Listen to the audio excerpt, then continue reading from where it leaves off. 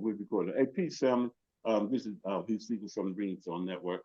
Today we're privileged to have Sister MyRah. And as I said before, what we did with Lester Loving, we're also doing with Sister MyRah is we have no audience, just a small group of people, and then we're trying to see where the conversation goes. Very no format, just where the conversation goes. But we almost recently just got in a conversation with Sister MyRah. She was discussing the difference in changing the shopping and clothing from back in the day to time, which leads me to the first question, and then we can flow from that. Sister MyRah, I wanted to know, like, your opinion on, were we more effective back in the days when you and Bobby Hemmitt were lecturing, or now where everybody's on the internet, everybody's doing AI, and everybody's trying to get their YouTube out? Well, of course, I'm a bias, but I think we were more. It was better, during the days where we did it. We did more of in-person presentations. I was living on the East Coast at the time, so I was on like an East Coast circuit, where we would do presentations. I would do it from like New York all the way down to Florida. Um, I kind of like those. And then recently I just did the Gathering of the Masters in August in Georgia. And that was the first time we've had such an event since, we used to do that with Bobby Hemmitt and all. And it was really refreshing, to come together with all the people. Um, I think I like it better the way we used to do it because we were more focused on, who was ever giving the presentation.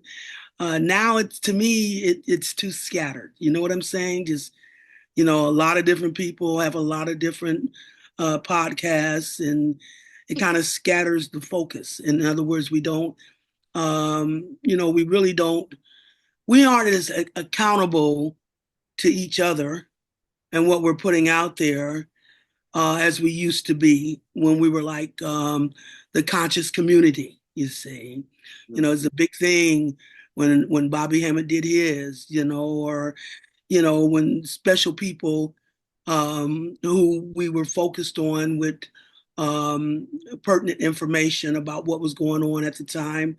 Um, we were more focused on the people who were making those presentations, who had a name, people recognized it. But now it's just so many doing the podcast, it's hard to even keep up with everybody. It's hard to know where everybody is, what everybody's doing, what they're presenting.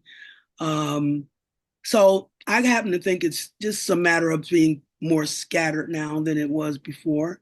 Now it's, we were more focused on certain individuals. And then the ones that were given the best information, they are the ones who stood out, you see. Right. Okay. But now, it's just, to me, it's just a whole lot, just too much to keep up with. That's Does it my kind of opinion. shadow? Does it kind of shadow hip hop? You know how it got co-opted and took. Yes. You know what I mean? Yeah. And some sounds like that. Yeah. Yeah, yeah, yeah, yeah. And then you don't know. I remember one thing Bobby Hemmett said that stood out is that he said if you give a lecture and 100 people attend, he said probably 70, 80% of them will be agents. you know. And right now, when we've got so many putting stuff out there in such a scattered way, it's kind of hard to see who's really on the up and up and, who's just perpetrating. This is something Big Mama told me a long time ago. She said, I'm about to separate the authentic from the perpetrators. And we got a hell of a lot of perpetrators out there now, and it's just about the numbers. How many views can I pull, more so than I'm here to give you quality information for what we need to know. Like you said, as we're starting our ascension, as we're starting to step up, um, who do we look at that's going to give us the most beneficial information, to make that type of, to step up to that, to the level where what people need to hear um, at this time. So, um, too scattered, too many perpetrators, um, and not a chance for those who are. I think it's gotten a little more superficial, is what I think. You know, when it comes to deciding, um, whose information you're going to um, receive or see as valid. So, but like I said, that's my opinion. No, but it's real because I see it that way too. I see it's more, it's more Hollywood. Yes, The yes, everybody yeah, has to look great. You got to have perfect this, perfect that, but then people aren't really looking into, uh, you know what I mean? yeah. Like you could go on online and YouTube Shorts, and it's like, this is my last day to live, and it has nothing to do with the last day to live, right? You know what I mean? But no, I could name a few people that do that that's in the community, but I won't. And but you'd be like, uh, man, you made me wait 5 minutes waiting on you. It'd be crazy. Actually, I'm starting to get hip to it now. You know what I'm saying? I know. Be like, oh, if you say that, I definitely ain't going. And when we used to do those presentations, I mean, we would prep like a month before. And then we would start putting out the advertisement. We've been putting out, and then you have the title that would, draw people's interest as to what the topic was, and then we would be preparing, for a month or month and a half. You know what I'm saying? It was a major occasion, and people you'd be waiting on. I remember I used to, when I lived in Atlanta, I used to wait for those Bobby Hemmitt flyers to come out, Oh, he's getting ready to give a presentation. And then we go in and we would sit for hours, We'd probably go in at 2 in the afternoon and wouldn't leave out till 2 in the morning. And when we left out, our heads would be swimming. It was an all-day occasion, and we'd stop, have intermission, get food, be gathered, people, and it was just a major occasion that just wasn't too it just wasn't common. It was special, Oh, you yeah, see. I agree. Yeah, definitely. Hmm. So you mentioned something. Can you tell me about your first lecture? Like, what Wow. was it? Yeah, yeah. See, you know, this, Wow. Let me see. What can I? this is why we do it to get up close and like that. I was like, I wonder what was her first lecture. Now I'm trying to think. I'm thinking it's the Hammett Summit. Okay, okay. When I did the Hammett Summit, The that human was my self. first, because I always said that was my debut. That was And your day. Okay, yeah, me and Bobby, I had been going to his lectures. I had been going to his presentations, and I started working at Serious Books and Tapes in Atlanta, which was the metaphysical center. And okay. then I started, Uh, you know, um, I started doing the radio program from there, Brother Akhenaten, the first Tuesday of the month, and I started getting kind of some notoriety, but through Bobby Hemmitt, and hmm then that's when he came and asked me to do the Hammett Summit. At first, it was just going to be me, him, and Phil Valentine, but then he added on to it so that he brought other up and coming or other people in on it, and it turned out to be a whole weekend event.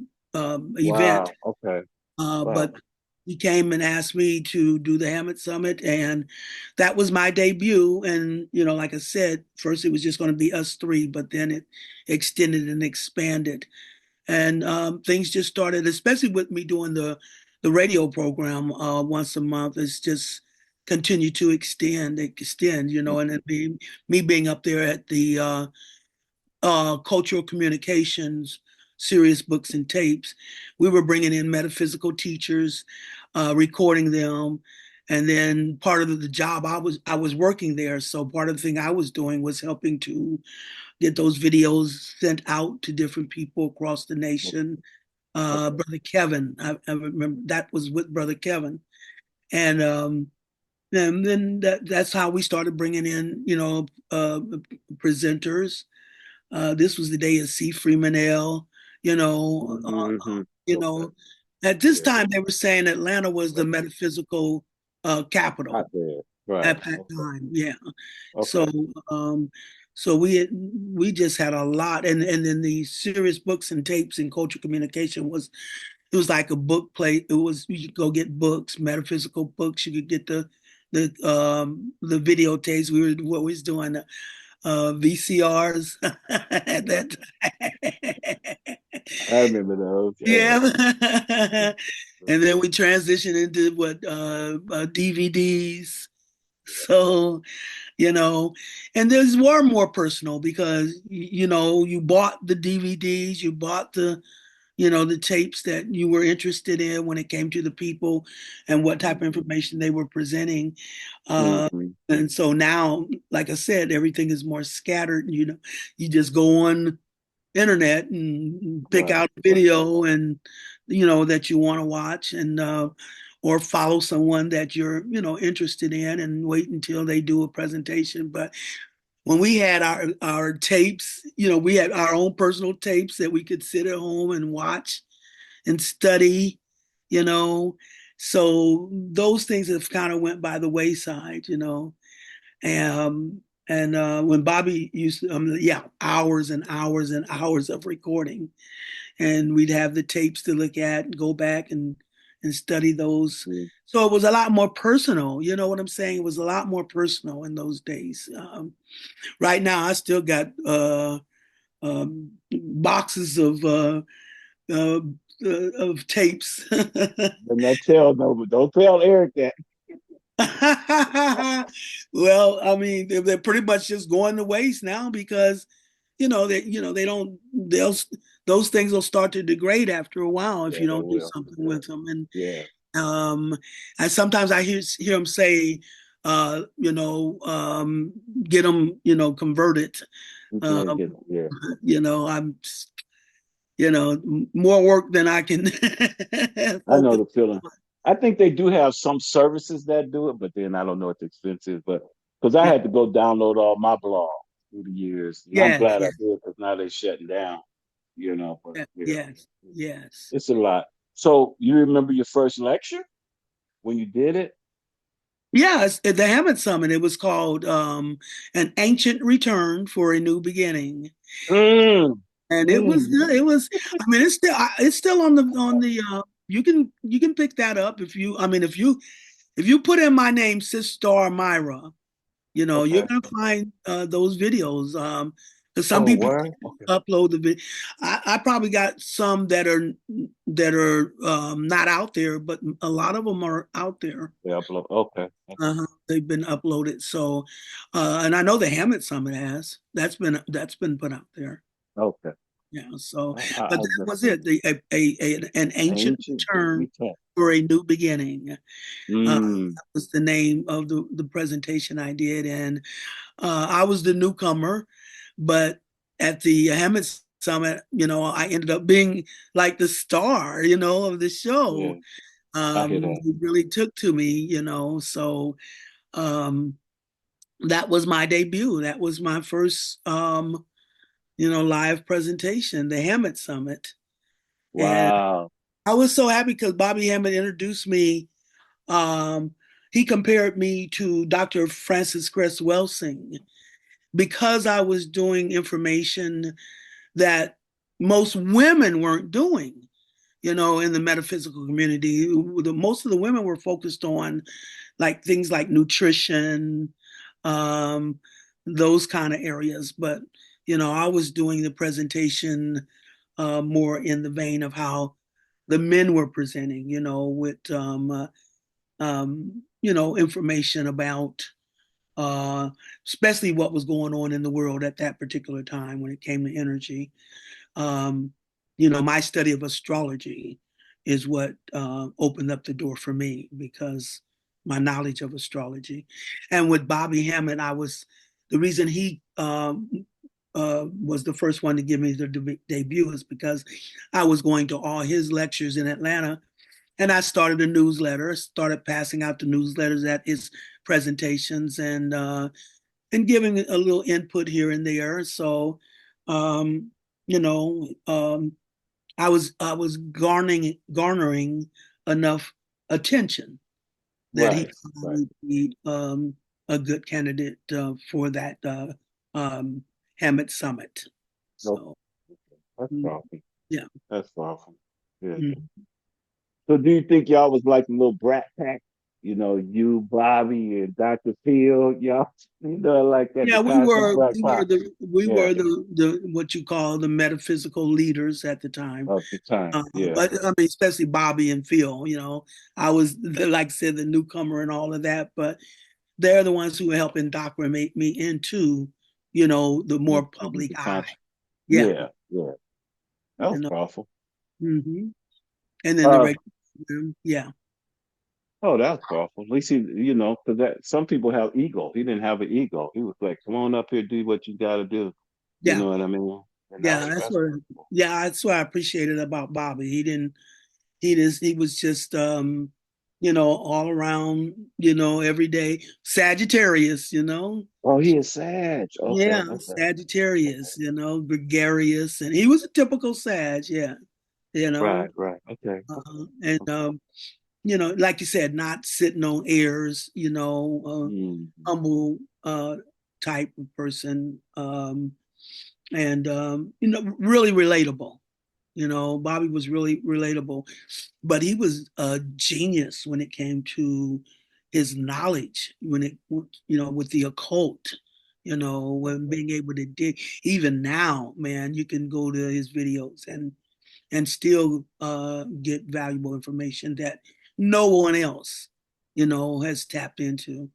So, um, it really left a big void, because out of all the metaphysical teachers, I think he was um, the king. I think he was the top. I know he was loved. You know hmm what I mean? Like basically, what I understand, Bobby was loved. Oh, When he absolutely. got sick, people was there for him. You know what I Yeah. mean? It wasn't. Yeah. It wasn't. It wouldn't have been the day like with like Dr. Ben. You know how he ended Yes. up. Yeah. Old folks. So yeah, like that. Bobby hmm wasn't like hmm that. Yeah. Even to the Bobby day. was, but he did end up.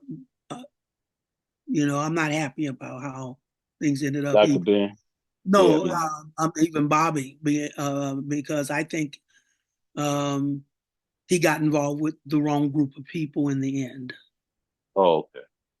and and as we were saying, how humble he was, how easygoing, those things changed when he got connected with certain group of people. I think they steered him in a direction that I wished he hadn't went. Mm. In the report of ending, I don't understand. A lot of people are still full of questions. Where is he? What happened to him? What state is he in right now? And and I don't even want to really put it out there, but the last news I got on Bobby wasn't good at all. It Mm. was horrendous. But I asked my own spirit. My own spirit said, "We don't have Bobby Hemmitt anymore. Even if he's not, um, even if he's still here physically, we don't have him. If you know what I mean." Yeah, I know what you're saying. It's very Uh, serious subject. It really is. Really is. Mhm. And it's twofold. That's the one thing I find that the internet was positive about the internet. Because Bobby got like 3 or 4 generations under him of youth simply Yeah. because he's online. You know what I mean? That Bobby Hemmitt. I'm like, dude, you know what I mean? Who's you Yeah. 19? You know what I mean? Yes. And so Yeah. that's one good thing about Yes. it is that it kind of kept him in some ways he's he met more people, you know, Yes. even though he's been just sitting back, chilling at the crib, watching as the conscious energy come in. But it's a lot of young people that still talk about him and Oh, watch Bob. absolutely. Absolutely. Like That's I the said, he powerful. was um, to me, he was the metaphysical genius. He was the one that, he paved the way for that to really, you know, become significant, you know. So yeah, Bobby Hemmett is, I agree. um, yeah, he'll never be forgotten. He opened this door, he paved the way, he dove into information that no one was even thinking about delving into. And He had a I way of don't, making it funny. yeah, I don't think anybody's ever going to be able to compete with him when it comes to his significance Yeah, in teaching the metaphysics, the occult. Um, I don't think anybody's going to ever be able to compare to what he was able to access. true. And then you have to look at the time. You know what I mean? Like you coming out of Atlanta, church, you start talking about magic at the level he was talking about it. Yes, yes, He yes. cracked that egg. He Yeah. definitely cracked that egg. Oh, yeah, yeah. I Sure, a remember lot when of I first started going, when I moved to Atlanta and, he started coming on the radio. That's where I first, heard him on the radio. And then he would say, well, I'm giving a lecture tonight, or tomorrow or whatever. And so I went out to explore it, me and my daughter-in-law. And at first we were like shy. We were like, when he was doing libations and things, and we're just kind of sitting back looking like, I'm not going to do that. I'm not going to do that. So he definitely indoctrinated me. I always tell everybody that Bobby Hemmitt is the who gave me my debut. He turned me out in the it. metaphysics. You know, Yeah. that's, In the that's true because metaphysics. I was at my Thanksgiving dinner and I was asking my stepdaughter, Uh-huh. do libation for granddaddy because this was the first Thanksgiving without granddaddy. She was like, I'm a Christian. You know what I mean? Yeah. So I get what you said. She was like, I ain't doing that voodoo with you. Yeah, yeah. I'm a I'm not Christian. doing that. We sit there with our arms crossed. Yeah, Um, he goes, uh, what? first, Yeah. and then like a few times with Bobby, and then we were Yeah, all in it. We were yeah, all I in know it. that's right. I know that's right. Yeah, that's powerful. Jumped in with both feet. Because Mm-hmm. everything he said. Let me tell you, when I was fresh new to Bobby, and me and my daughter-in-law, and we would go see him, everything we had been talking about, Bobby would bring, he would hit on those things. Then Okay, okay. after that, after we started getting indoctrinated into his information, and then something would happen, and then we go, Bobby said it. Bobby Hemmitt became my Simon said. Oh, Bobby said Bobby said it. And when he would present it, it would be far out. It would be things that you didn't think was, feasible to believe. And then maybe next thing you know, here comes that topic and here comes the information, exactly as Bobby had tried to warn us what was getting ready to happen or what had happened.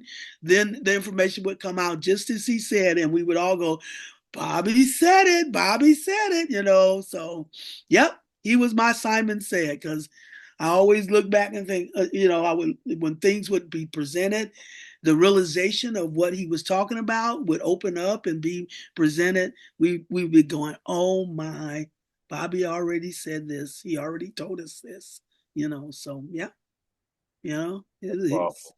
That's the one. That's powerful. Yeah. Very powerful. Mhm. So recently, no, a few years ago, I cried, and you was on Black Magic, right? And that brother said, y'all cash out. Remember the first time he did that? Yeah. And that cash out was going.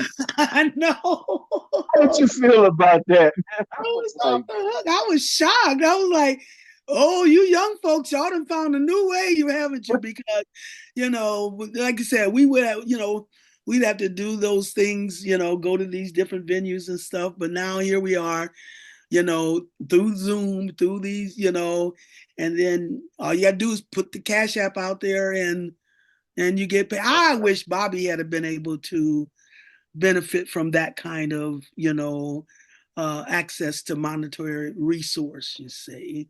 He would just charge like the people that would come, he would charge like a little $10 or something, which they would collect at the venue and say maybe there's 60 people there. So wasn't nothing like how you can put your Cash App out and then people can just start donating. And that first time, like you said, they didn't stop. They continued even weeks and weeks after that. My Cash App went like, I was shocked because I had never experienced, being able to receive as, to that extent.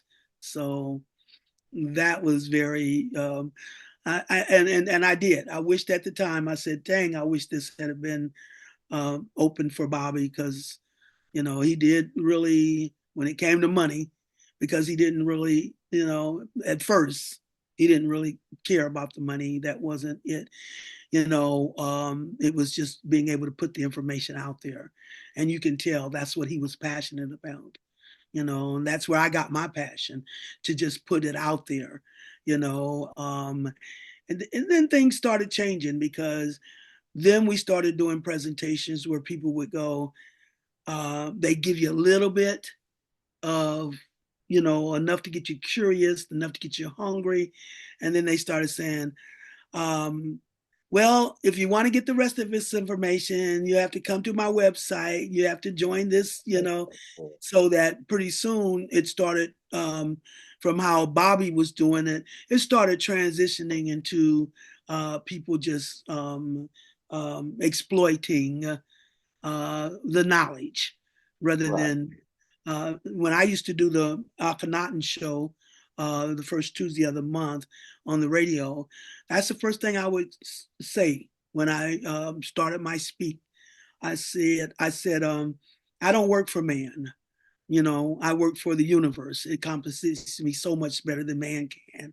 I'm not here to um, gouge people for money to get the information. I get it freely from spirit. I want to give it freely to spirit, to the people, and the passion Bobby had just to inform people, that was infectious for me. It's just about giving people information. It's not about me making big money on it, um, while they charging 5,000, we were charging, I was charging like 300 or 500. Bobby was charging, 800 or something. Well, the ones that really thought they were significant, they were charging 5,000. They had to have certain amenities, in the hotel. They had to have certain amenities. I mean, it was just, um, and my spirit came to me one day and it said, this is no more time for self-grandizement and personal gain. It's time for bonding so we can survive. So when I got that message, I took it to Bobby and I took it to Valentine, and it was interesting how both of them received it, because um, Bobby was like, yeah, yeah, yeah, that's right, yeah, that's right. Um, Phil Ballantyne just got quiet when I said it. He just got quiet. But it did go into more of a self-grandizement phase and personal gain, like you said, the ego, people getting in their ego. And Woke don't mean broke. That sort of, huh? there's people that coin woke don't mean broke. You know what Right, I mean? right, Yeah. right, Knowing right. that. Yeah. Absolutely. Like, Yeah, yeah. They wanted more. They wanted people. They wanted to steer them to their own personal websites where they, would set up, different charges or different fees to be able to continue to explore the avenue of information that they were presenting.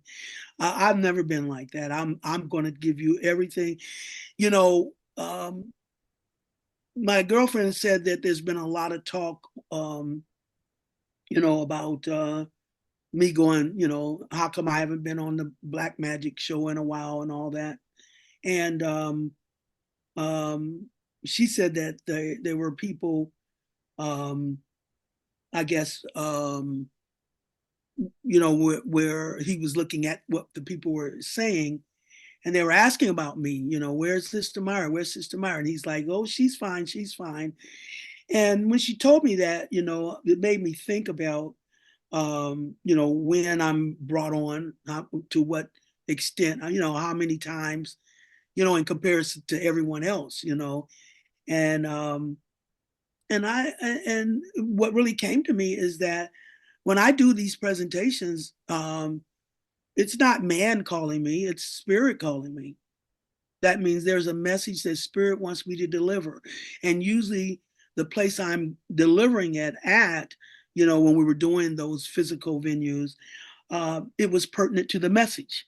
Like I did Detroit, and then the spirit came up with a message about the, what is that, the Underground Railroad. So I gave a message on the Underground Railroad when I went to Detroit.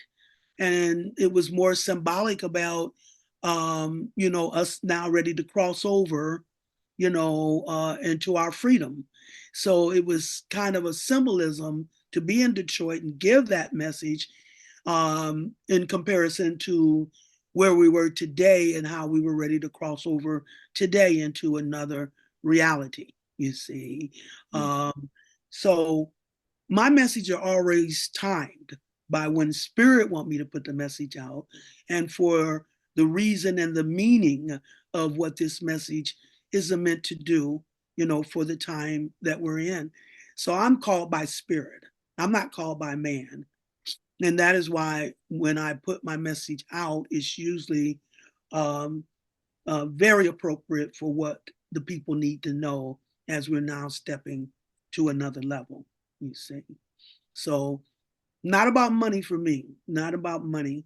It was, of course, no one's going to deny, receiving, that, but I like it Right. better Right. that way because donations. In other words, you freely give whatever it is you feel you want to give, you see.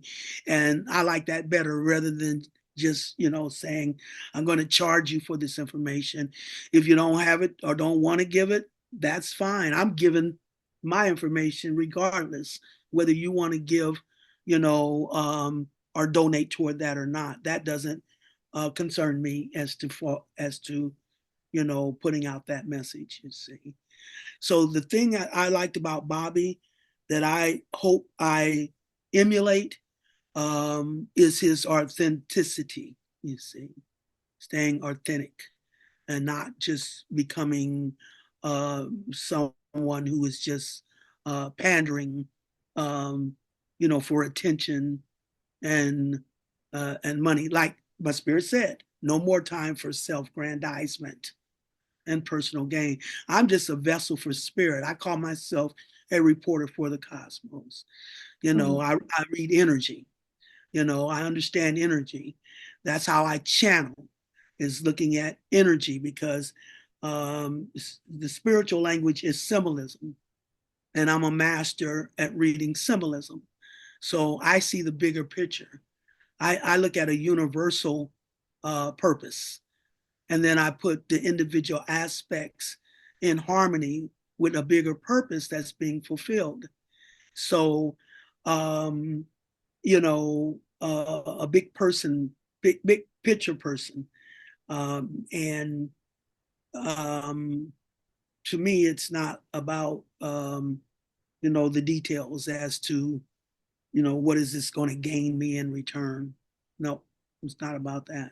So getting out the information. I remember when I first started, and I was in Atlanta, and they had a Juneteenth, and I went to the Juneteenth, and this was when I first started doing the presentations or getting out there. And during Juneteenth, they had their table set up, vendors and all, and this one guy was vending videotapes, you know, and I looked in there and I saw Bobby Hemmitt, Phil Valentine, Seaford, all the metaphysics teachers that were important at the time. And I saw them in that box of videotapes. And then lo and behold, there was a Sistar MyRah in there. And that just blew my mind. I'm like, oh, I'm in there. He's selling my video. And that's what I was excited about. And he kind of got embarrassed because he was like, some of the metaphysical teachers were complaining because people were selling their videos without them getting any money in return. And that wasn't even on my mind. I was just happy and pleased that, my message was being put out there. That's what had me excited. And that's what I'm excited about, being able to, feed the people what spirit deems that they need to know at the time for us to step up. And, just being able to get the attention for people to pay attention to that information is where I get my reward. It's not about money.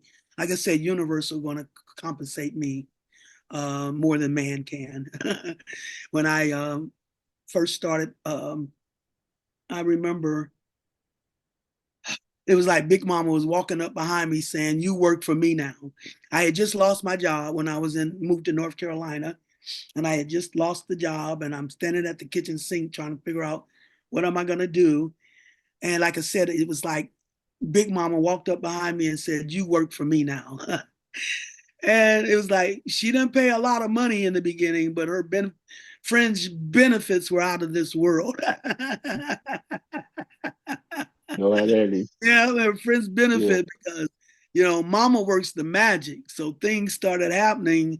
I didn't have to have a dime and things would open up for me. You see, the things that I would need would open up for me. So I'm always secure that I'm going to be taken care of. That the universe, spirit, whatever, got my back. I'm just the vessel down here. Trying to give people information. And that's not contingent on what I get in return, you see. So it was a shock for me when he opened up that, I think the final tally when he did that first time, I think they donated all the way up to like $9,000. No, it went up to like $13,000 came in just from those donations that first time, like you said. So it went, by the time it started tapering off, I think it had gotten up to like $13,000 is what they donated, you see. And me, charging people or them coming to I still wouldn't have probably earned that much money just, charging people or trying to get them to, come to my site or whatever, for me to get that amount of money just from people wanting to donate because they appreciate the information I was sharing with them. That's so much more rewarding for me. It's beautiful too. Us taking care of the people that spend the time to educate us. You know what I mean? I thought it was beautiful. It brought a tear to my eye because that joint was what, and I'm like, man, I'm gonna cry, right? Because Kept going. Like, Yep. powerful. Yeah, it's very Yeah. powerful. And I'm a believer though, because I did a lot of snooping around that, you know, and I personally believe that if people knew more about Bobby, they would donate. Yeah. The people Yeah. initially started donating, and then they just stopped hearing information, and then the rumor mill took over, like that. But I believe that if they knew, like even if she just said, "Well, I'm gonna give y'all a month to do, this was happening to him. This is not, you know what I mean? Don't even need to know a doctor because it's just when he got isolated, then it just disenfranchised so many people that they. Yeah, and the thing is that that's really the bad reports that I got about Bobby. It was, and to be honest with you, when Bobby asked me to do the Hammett Summit, I I did a reading just to see, Mhm. what the spirits would have to say about, doing the Hammett Summit, and to my surprise, it said, Energy, and I know this ain't supposed to be an interview, but I'm trying not to make it like just a comfort thing for us while you're sitting in your chair because you have shared a lot that I've never heard before. So I really appreciate you, and not just the body thing, but even some of the intimate things of your thinking yes, with your life. So yes, you mentioned team energy. I've been to Atlanta the few times I've been, and I found that Atlanta had a lot of burial ground. Like our ancestral burial grounds was around Atlanta. yes, yes. So did you did you have any interaction or a lot of interaction with some of those, or can you share that? Burial ground. Well, not particularly burial grounds, but just walking spirits, there's ancestral spirits that just be walking around. Like when I go down there, I met a few besides the one I met, in Lake Lanier, but I have met some more. And then I found out that at one time, there was places in farming that was done in Atlanta like it was done in Peru on the shelves, the step down and stuff Yes, like that in the hills surrounding Atlanta. So, and that was our people, you know what I yes, mean? yes, And yes, so yes, when you look like those entities are, there's a lot of entities. I know some friends that they bought property and it was an old burial ground. You know yes, what I yes, mean? And now yes, they're starting to have like those poltergeists in their house or whatever. yes, yes, Not yes, necessarily negative or bad. It's just ancestors like, yo, yes, sometimes ancestors see your light and be like, you can help me cross over. You know yeah, what I mean? yeah, And yeah, they may start moving glasses and stuff to get your attention. yeah, It's us that always put the spookism in, like yeah, in the world. yeah. And that's what I meant. And then you made a move to Greensboro, which is close to Mount Pilot. Oh, That's okay. kind of like an energy ley line vertex place too. Oh, yeah. I mean, I was pushed to go to North Carolina when I was living in Atlanta. It was like, and I had been in Atlanta. I did 15 years in Atlanta, and I did 10 years in North Carolina before I went back home. Came back home, and Atlanta, when um, yeah, I called Atlanta Armageddon land Mm-hmm. because Bobby said that everything started in Atlanta. That's where the project started. Everything started in Atlanta. It's like he said Atlanta was like a um, experimental zone. Whatever they pulled off in Atlanta and how they Wow. worked it, then that's how they extended it to the rest of the nation. That's what Bobby said. So they did a lot of experimentation. I remember walking down the street, and you could walk down by a certain lot as you're walking down the street, and you'll smell like chemicals, Okay. coming from there. And then, like you were saying, with like with the cemeteries and all, he even told the story about being at the Martin Luther King cemetery and how they send helicopters out, you know, when they were at the cemetery, the black cemetery and Martin Luther King cemetery, and how the lady he was with was like, we need to run. We need to run, And Bobby was like, well, she just didn't know. I wanted them to, to shoot some bullets up my butt. Well, a lot of people don't know is Bobby had it's almost like he had a death wish. It's like he figured that if the spirits took him out, it would start Armageddon. And that's what he wanted to do. So they were doing all kind of rituals to make that happen, to try to make that happen. So that it was something in his head that made him feel like, once they took him out, that it would start Armageddon. And it was almost like a self-fulfilling prophecy. You see, so because he was talking about being in that cemetery, and yeah, there's a very interesting story personally for me on that because, well, no, that was in North Carolina when my son passed away, and I was told, to go to the cemetery, old cemetery, one of the oldest, and find one of the oldest graves, and put out offering for him and to help him transition.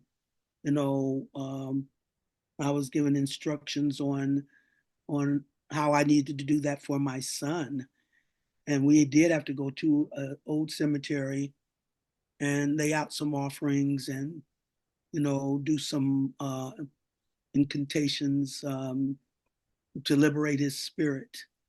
So, so for you to mention that, but I found more of that type of energy in North Carolina than I did so much in Atlanta. Okay. And I was moved to move from Atlanta to North Carolina. My spirit pushed me to do that. It just started putting North Carolina in my face. It just jamming it into my face, and I was downstairs in the apartment, and girl called up and said, "Do you want to go to North Carolina with me this weekend?" And I go upstairs, and my daughter-in-law had friends visiting from North Carolina. I went back downstairs. Spirit said, "Look in your closet." I went in my closet. In the back of my closet was a North Carolina jersey, football jersey, and it just kept saying North Carolina, North Carolina. I'm like, what is this North Carolina stuff? I'm like, why you keep bringing me North Carolina? And then he even told me who to call. The girlfriend I needed to call to move to North Carolina. It said, call Jennifer. So I'm like, okay. So I called Jennifer. I said, I don't know why Spirit's pushing me to come to North Carolina. Didn't even say what city, just said North Carolina. And she said, well, she said, by the work you do, probably wants you to go to Charlotte, Queen Charlotte. Mm-hmm. And she said, I live in Greensboro. She said, come to Greensboro, stay with me. We'll get a newspaper and get you an apartment in Charlotte, And so that's what I did. But when we got ready to go get me an apartment in Charlotte, soon as we got out of Greensboro, her car broke down. So I was like, well, okay. Are you trying to tell me you want me to stay in Greensboro? And, I got an affirmative. So I went on and got my apartment in Greensboro. And when I got my apartment in Greensboro, I said, well, why did you bring me to North Carolina? And it said, it brought up the word Fantasia. In Fantasia of the never ending story, Fantasia, the one that was just falling apart. And when I was living in Atlanta, I used to go do a lot of presentations in Houston, Texas. They were the first ones that were calling me in to do presentations. And when I was in Houston, I met this guy who was very, spiritual, a Leo, and he was an artist. And he said he would draw pictures of when he would do astral traveling, and he would draw pictures of what he would see in his astral traveling. And he told me, he said, well, they said they're getting ready to take the vortex from the ground and put it up through the sun because men were exploiting the vortex on the ground. And the thing about when I lived in Atlanta, the house I lived in was in a huge vortex. And how I know it was a vortex, because everything grew in circles. All the vegetations grew in spirals. And, Atlanta has all these woods. I had probably 26 trees in my front yard alone. And in the backyard was it's like a forest area. And all the vegetation would grow in spirals. It was so embedded in the trees, that it just, it just would wrapped around the trees. And then the vegetation started coming more toward my house, still in spirals. And there was a humming noise outside my house. I mean, a sound like above my house. It was like, sound like an airplane that never moved. And sometimes the tones would be high or low, but it would still be this tone I could hear that never moved. And then in my half bathroom, there would always be like a Star of David shining in my half bathroom window. I look out and you couldn't see where it was coming from, but it was like a Star of David image of a Star of David was shining in through my bathroom window. And when I went to Houston for this presentation, and the guy told me that they were going to take the vortex up, that's exactly what they did. When I got back, the humming noise was gone, the Star of David was gone, and the circular growth was stopping and, just falling down. I could hear things falling down in the forest. So it's like when they took that energy from the land, it just kind of milked it from Atlanta. And that's what the spirit said, that Atlanta was like Fantasia of the never ending story, that it was just falling apart. And they said they had to bring me to more fertile ground so I could be protected. And the reason they chose Greensboro was because of the magnitude of the trees there. And the trees are like our protectors. So they wanted me around a group of trees, a bunch of trees, so I could be protected. They said that they could no longer protect me from the people that were coming at me in Atlanta. So that is why they moved me to North Carolina. So that's how I got to North Carolina. And so it had more of a spiritual quality going on for it, I think, than Atlanta did. Atlanta was, it was kind of hard to deal with Atlanta after a while. More and more people coming, and they were, I don't know, it seemed like they were slowed down. I mean, you could drive down the street and, you run into somebody just going like 10 miles an hour, and you get around them. Then there's another one 10 miles an hour. So it's almost like, they were spiritually asleep.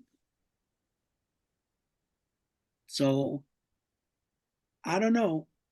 They told me it was just more fertile ground in North Carolina, and that they couldn't protect me in Atlanta anymore because the energy was kind of caving in. That's why they moved me from DC. Moved you from At the DC? time, yeah, Yeah. they moved me. I wasn't strong enough to deal with what was going on Yeah. at that time. I was still learning my energy to the ground Yes. out of DC. Then Yeah. Yeah. Carolina, which is it's foresty here too, South Carolina. Yeah. Yeah. But not as foresty as Atlanta was. But it did. What I like about North Carolina or Greensboro the trees were more neighborhood than forest. You know what I'm saying? So Right. I Okay. moved into a small apartment complex, and it was surrounded by trees. And there was one right outside my window that was real unique. And I was on like the second floor. If I go out on the balcony, the tree. And when I wanted to move in there, at the time, I had just moved.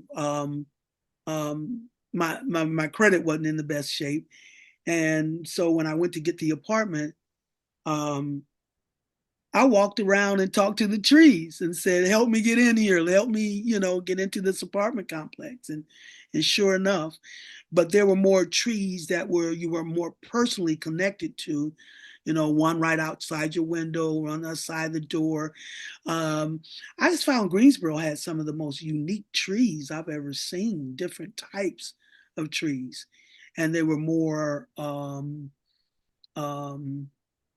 they were more infiltrated in the neighborhood versus a forest type atmosphere Mm. that, Atlanta had, you see. So the trees were more personal, you know. So that's why they claim they brought me to Greensboro. Uh, and when I first moved there, the lady I moved there with, she lived in an apartment complex pretty far out where there were no trees. I mean, they had taken all, it was just, they had cleared out all the trees for the businesses and everything. And I wasn't as well protected there as when I got my own apartment in that little apartment complex where they did have a lot of trees protecting me. But um, that's why I was told I was moved from Atlanta. They couldn't protect me. It was falling apart like Fantasia. They no longer have the power to keep me protected. So they wanted to move me to more fertile ground. That's exactly the information I got. Yeah. They got an international ley line expert that lives in that city. Because I Really? did, they had, yeah, yeah, yeah, Okay. so do. Because I was doing some research on the mounds and up Yes. there, and then they got Pilot Mountain that's a little bit further north of Greensboro. Yes. Yeah, and they had a guy I ran into online that he studied the ley line, like that ley line that goes through there. So they move you right on the ley line. Yeah. Yeah. That's Greensboro awesome. was a very special place. There was something very special about Greensboro. As a matter of fact, they say it was the first shot, um, you know, um, revolutionary Mm. um, shot because, we're looking at that, what was it? Woolworth. Remember, that's where the Woolworth thing happened Mm. Okay. at. Okay. Okay. And that was almost like, man, wait, I got the book. Hold on. Let Was me, that Snick? Was it? huh? I was That just asking, was it Snick? Remember they had at the time they had Snick. hmm, Because I went to Orangeburg once and I was blown away. 'Cause, You know. okay. Here, I got this. Let me get this. Let me share this with you Okay. about Greensboro. Uh, See, this book I got is that when I showed this on they said this book sold out when I showed it on one of my presentations. It sold out. It's called The Horoscopes of the Western Hemisphere.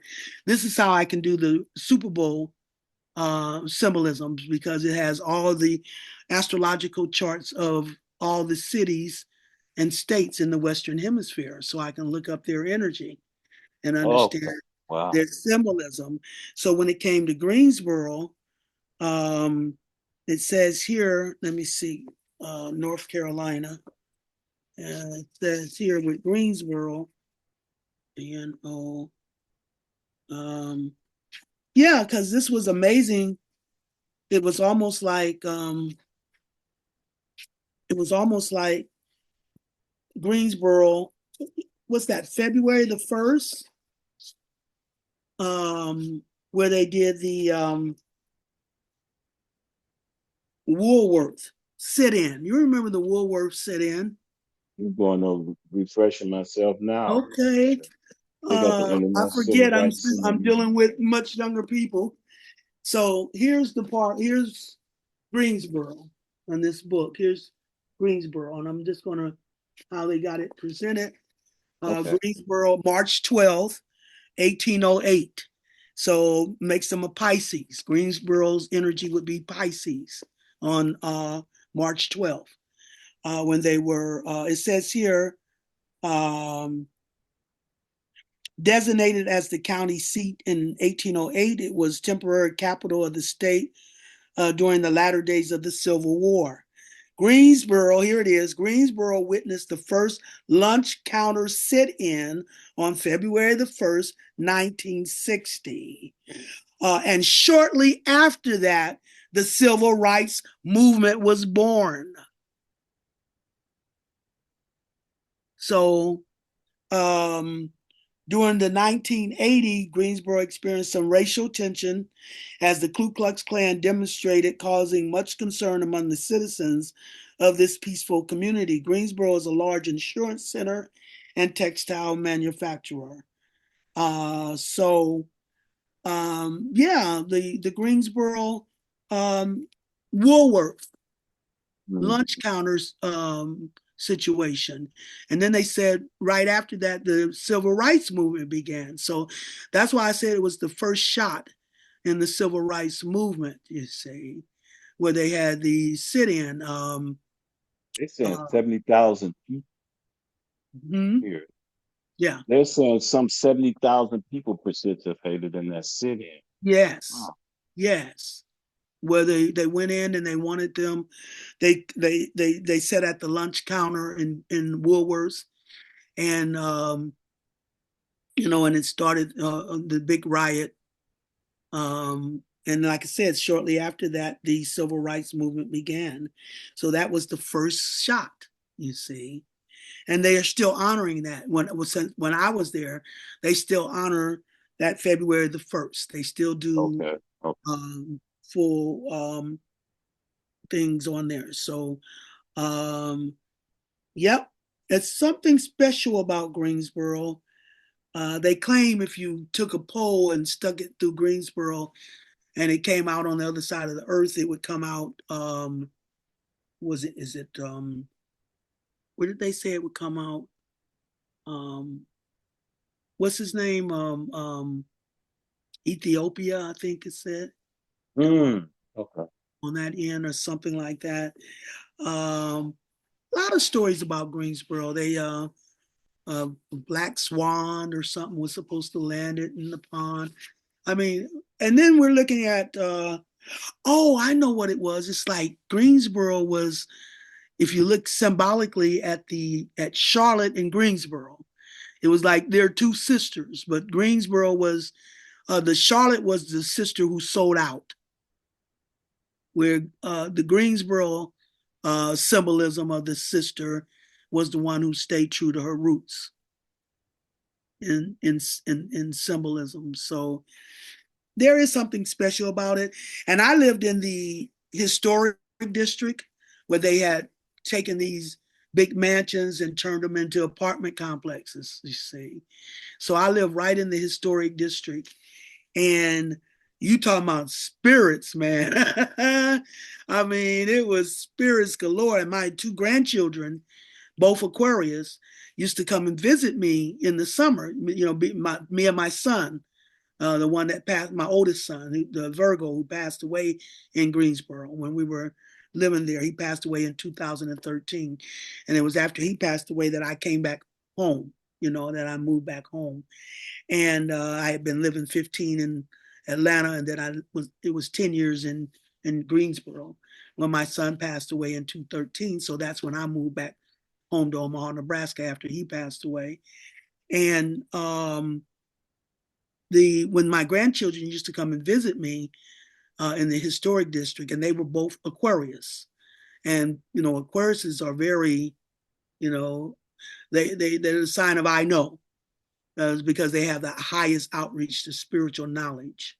So that's why they're the sign of I know, the last air sign, and air deals with spirit. So my two Aquariuses, most Aquarius are very tapped into being able to see or speak or, acknowledge spirits.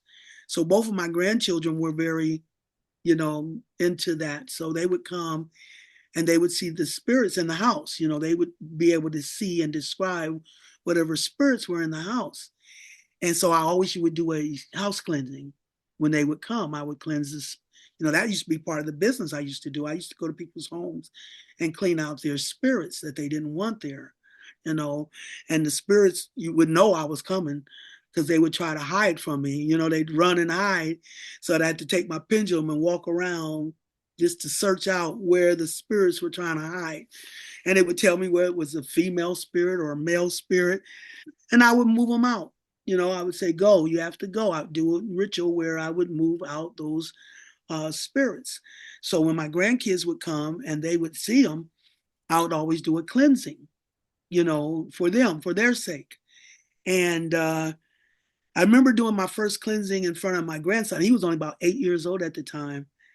And he was like, you put a bowl of water in each room. I put white candle in each room. And then I would, in each room, I'd do a circle and I would tell the spirits to leave that weren't supposed to be there, to cross over, that their loved ones were waiting for them. And then I'd do a reverse circle in each room where I'd say, I want the ancestor spirits, the protective spirits, the loving spirits to all come in. And my grandson started, he started screaming because he was about 8 years old. And he go, Grandma, spirit just came from your room and got in that bowl of water. One just went out the side door. One just walked out the back door. I was like, oh, wow. This is the first time I got a blow by blow of how I was moving the spirits out. He said, your mom and dad are here too. I'm like, okay. And, my mom and dad, my dad passed away in 1973 and my mom passed away in 1983. And he was only 8 years old, and I'm like, so he didn't ever know my mom or dad, but he knew their spirit was there. He was like, your mom and dad are here too. So Greensboro is the one that had most of those spirits, and so I remember I said, okay, let's go into your dad's room and see if there's anything in there. And he says, Grandma, there's a woman above his bed. And she's like, who you think you're hollering at? And so when he told me that, I was like, okay. I said, don't make me show you the wrath of my power. And my grandson said, Grandma, her eyes got big. Her eyes got big. She's leaving. So, I mean, I know. I mean, he's about 8 years and he's telling me, he's giving me and I've done house cleansing plenty of times, but this is the first time somebody was able to give me a blow by blow on how it was actually working. Wow, that's tapped in. Wow. Yeah. But there were, I found that more so in Greensboro than I did in Atlanta. Okay. Atlanta was, don't get mad at me, Atlantans, but Atlantean, I don't know, it was kind of more of a low level type of spiritual energy. So, I don't know. North Carolina was the one that had that historic flavor when it came to the spirits. Yeah, it was the one that was more, to me, spiritually obvious or evident. Right. Mm-hmm. So, with Atlanta, yeah, it just seemed to have more of a detrimental effect on the people as far as the spiritual atmosphere. And like I said, spirit, it said itself that it brought me there to more fertile ground, North Carolina, because Atlanta was really falling apart. And when it came to that type of energy. And I was too vulnerable there. I can see that though, because I've seen other cities where you have a lot of gifted people. They put Yes. a lot of negative pressure on, even Yeah. though the people don't will it, but they have a lot of negative things going on because they know, Yeah. That's what especially they. with. Yeah. Go Go ahead. ahead. But no, go ahead. But please. That's what they said about Houston, Texas. When I used to go Oh. there, and they said that because they got a lot of chemical plants there, and they had a lot of prisons there, and they said that spirit could just walk up. You could be sitting on your porch, and a spirit would just come walk right up in you, and have you now get up and go get a gun and start shooting people. Now, this is what the people in Houston told me, that that spirit, there was a lot of spirit invasion in Houston. You see, because of the chemical plants that was breaking down their energy, and then all the prisons where they were killing people. And I was getting, when I went there, I'm very sensitive. I'm Capricorn, so I did request not to see spirit because it would freak me out, to see the spirits. But I am very sensitive to spirit, and I can feel their presence. I can sense their presence. I can feel if they touch me, you know. And when I went to Houston to do the presentation, I could smell the chemical. As a matter of fact, I would almost get an immediate headache when I went to Houston, and I could sense spirits. I could sense them trying um, to penetrate um, my protection. Um, I've had many experiences the few times I was in Houston where I could sense that spirit. And I had this lady that I knew in Atlanta. She was helping people, um, people that were homeless, or she would help them get off the street. She would take them in, help them get off the streets, give them training, get them jobs so they could get their own place. Her and her son ran this kind of organization, and they went after her. They sent a mole in on her and charged her with Medicaid fraud or something like that. And they gave her son 2 years in Atlanta, and they gave her 2 years in Texas, in a prison in Texas. And about a month after she went to that prison, she reminded me of she had a appearance like what's her name, Diana Ross. This lady reminded me of something like Diana Ross. That's how. And so a month after she went in prison, they let herself, you know, go to the prison. She was like in her 60s, 50s, 60s. So they let her self, go take herself to the prison. In other words, because she had just had surgery and she was hobbling on her foot. So they let her go in on her own, when she was able to go into this prison in Texas.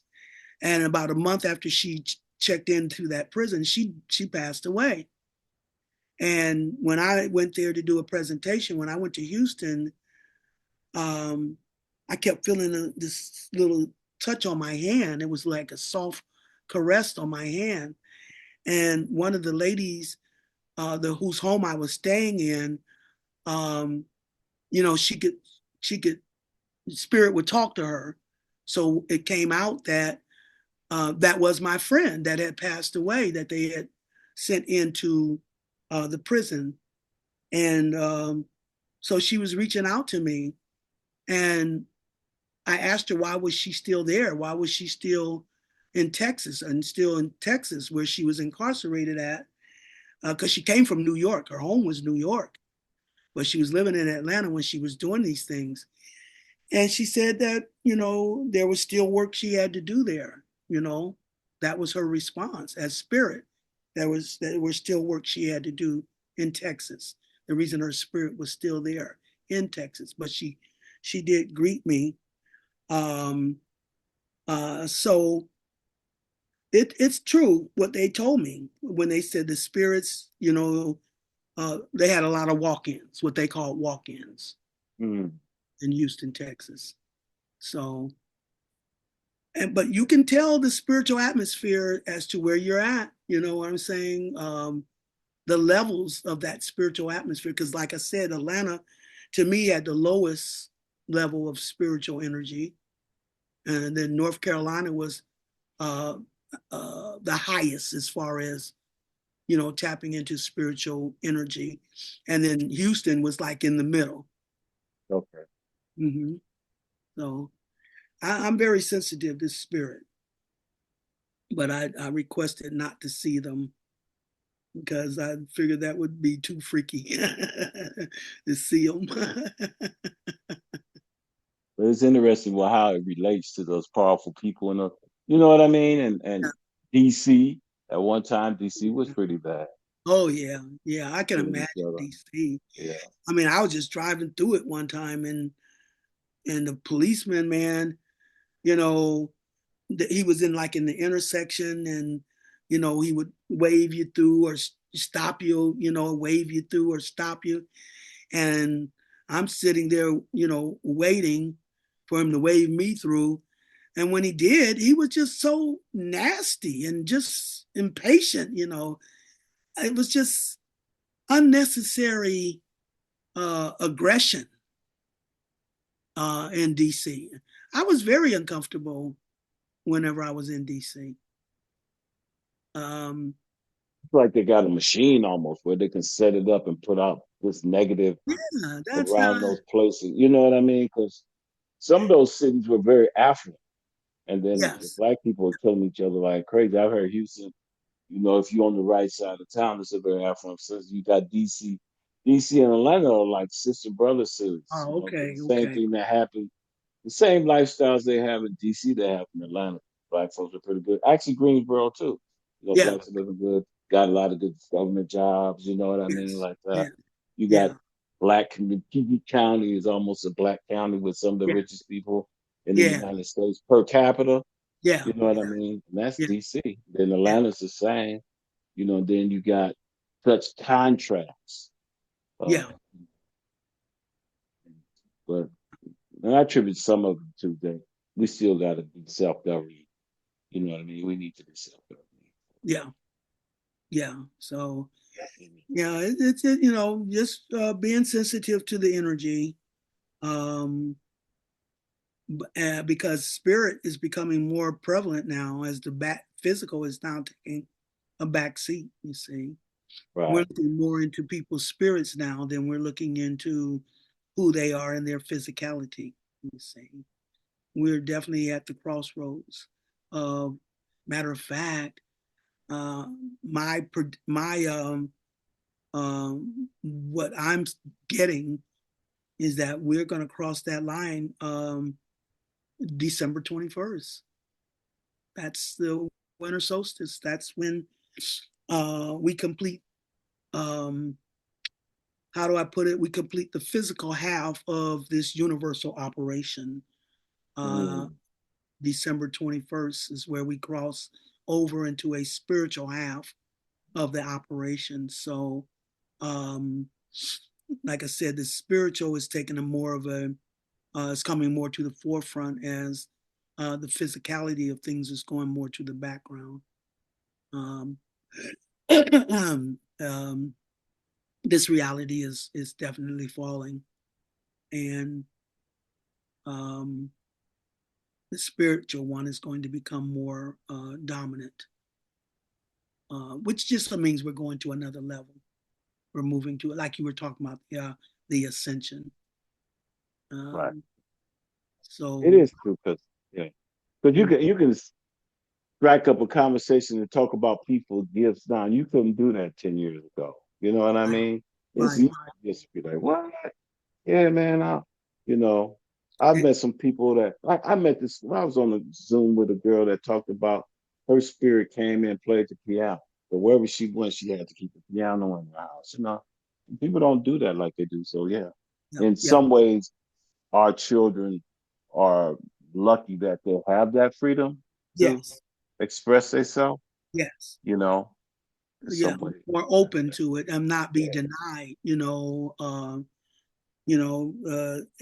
it's no more, we can no more be in denial about the spiritual realm, you see. It's Yeah. very much real, and it's very much showing itself as real now than ever before. And that just means the division between the realms of reality are now, the division is um, melting away. Mm-hmm. Uh, we are we're coming more in line with the spiritual reality. It's levels. See, they got us looking at things time. They got us looking at things in a linear fashion, but it's not linear. It's not about time. It's about levels, a multitude of levels. The individual level, you have the couple level, energy wise, you have the family level, then you have the community level of energy. And what we're doing is we're starting to ascend collectively to another level, you see. Um, right now at this level, it's time for everybody to get into a balance with their own spirit. They got to get into a partnership with their own spirit at the first level. Once you get into partnership with your spirit, see, that's my premise, is two halves make a whole, or holistic. And there's a holistic agenda unfolding in the universe. And we have to become holistic to participate. And that starts with you getting a balance with your own spirit or higher self, and then your spirit is going to be the one that takes you to the next level. So it's time to go to a new level, and we have to first come into who we are individually, holistic, by balancing with our spirit, so we can step up to this holistic purpose that is now unfolding. That's been unfolding through many lifetimes. Um, but now, whenever we get into the Aquarius age, which we did in 2013, um, Aquarius is the energy of evolution. It's now time for our evolution. And I'm not one who, I don't believe in 12 individual signs anymore. I believe in 6 axes of energy, because it's not until you put the two halves together that you have the whole, or holistic. So you now have to balance with your spirit, which is the opposite energy of your sun sign. So I'm a Capricorn. That means my spiritual energy would be Cancer. And once I balance with Cancer, then I complete that first spiral, 180 degrees on the Capricorn half, physical, and 180 degrees on the Cancer half, spiritual. So that's what brings me to my individual wholeness. So we all are being challenged to do that now, step up and balance with our spirit so that we can step up to a new level or the next level. So once we step up in that level, then it opens us up to the next level, which is the couple level. And then from there to the family level, the community level, local, national, international, and then we get to the global level. Now, the global level is that 180 degree maximum, that half. Energy can only go 180 degrees before it has to be balanced with the opposite 180 degrees to complete a 360 degree spiral. Spirit is spiral. And when you complete that 360 spiral, it's how you open up a vortex and access the next level, where you start a new cycle or spiral, but at a higher vibration, only for access to the next and the next and the next. So, so this is the time where we're coming into balance where we can step up to the next level. And what they're showing me is December 21st is going to be where that line is drawn, where we reach that 180-degree maximum and we cross over to the opposite half, you see, the spiritual half. And, and balance, that's the key to everything. Two halves make a whole, holistic. If it's not whole, it's not real. Anytime you're looking at a part of the whole, that's the illusion. We've been in the land of illusion because we've only been operating on the physical half. Now it's time to balance with the spiritual half to complete that spiral and open up the vortex for access to the next level energy vibration. So hopping that fence on December 21st. And you have to hop the fence because you don't straddle the fence, because you don't blend energy. You have to harmonize energy, which means you have to complete one half before you activate the opposite half in equal measure. So we're at that ascension point. We're at that point of evolution. We always get into this during the Aquarius age because Aquarius is the sign of evolution. So whenever we get into the Aquarian age, it's time to evolve to a new level. And Aquarius' opposite sign is Leo. Leo is the creative ruler. So when you balance Aquarius, the sign of evolution, with Leo, the sign of creative rulership, it's time for an evolution of a new creative rulership out of an abuse of power to a humanitarian empowerment, because Aquarius is also the sign of the humanitarian. So, and it's the sign of I know. So it's time for us to come to our knowing as to who we are as the true rulers of the universe. We got to know our power before we can step up to our power. That is the Aquarius and Leo axis of energy. That's what it's influencing everybody to do, to evolve in their knowing. That is why, see, Leo, the planetary ruler of Leo, is the sun. And the sun is always about exposure, full clarity. So it's now time with that Aquarius and Leo axis of energy. I only believe in 6 axes of energy when you put the two opposites together. So you have Aries, Libra, you have Taurus, Scorpio, you have Gemini, Sagittarius, Cancer, Capricorn, Leo, Aquarius, and Virgo, Pisces. Those are the 6 axes of energy. But it's the Aquarius and Leo that's causing this evolution of a new creative rulership, because Leo is the creative rulers. But you got to know your power before you can step up to your power. That is what Aquarius brings, the sign of I know. So right now, Leo, the sun, is now exposing everything that's been hidden and now has to be exposed for us to come to our knowing as to who we are as the creative rulers of the universe, so we can step up in our knowing and step up to that power. So you have to know your power in order to activate your power. And that's what the Leo, Aquarius and Leo axis of energy brings to the table. I know. That's why so now it's not enough just to know. Now you got to be able to walk in that knowing. It's a difference in knowing and walking in the knowing. So now it's time to utilize what you know. Your spirit then brought you everything right now you need to know. You don't need to do no more research. Everything you need to know, your spirit has already brought it to you. Now it's time for you to learn how to utilize what you know or walk in what you know. You see, the reason I can say, I'm famous for saying, I'm hammer time. You can't touch this. That's me walking in my knowing.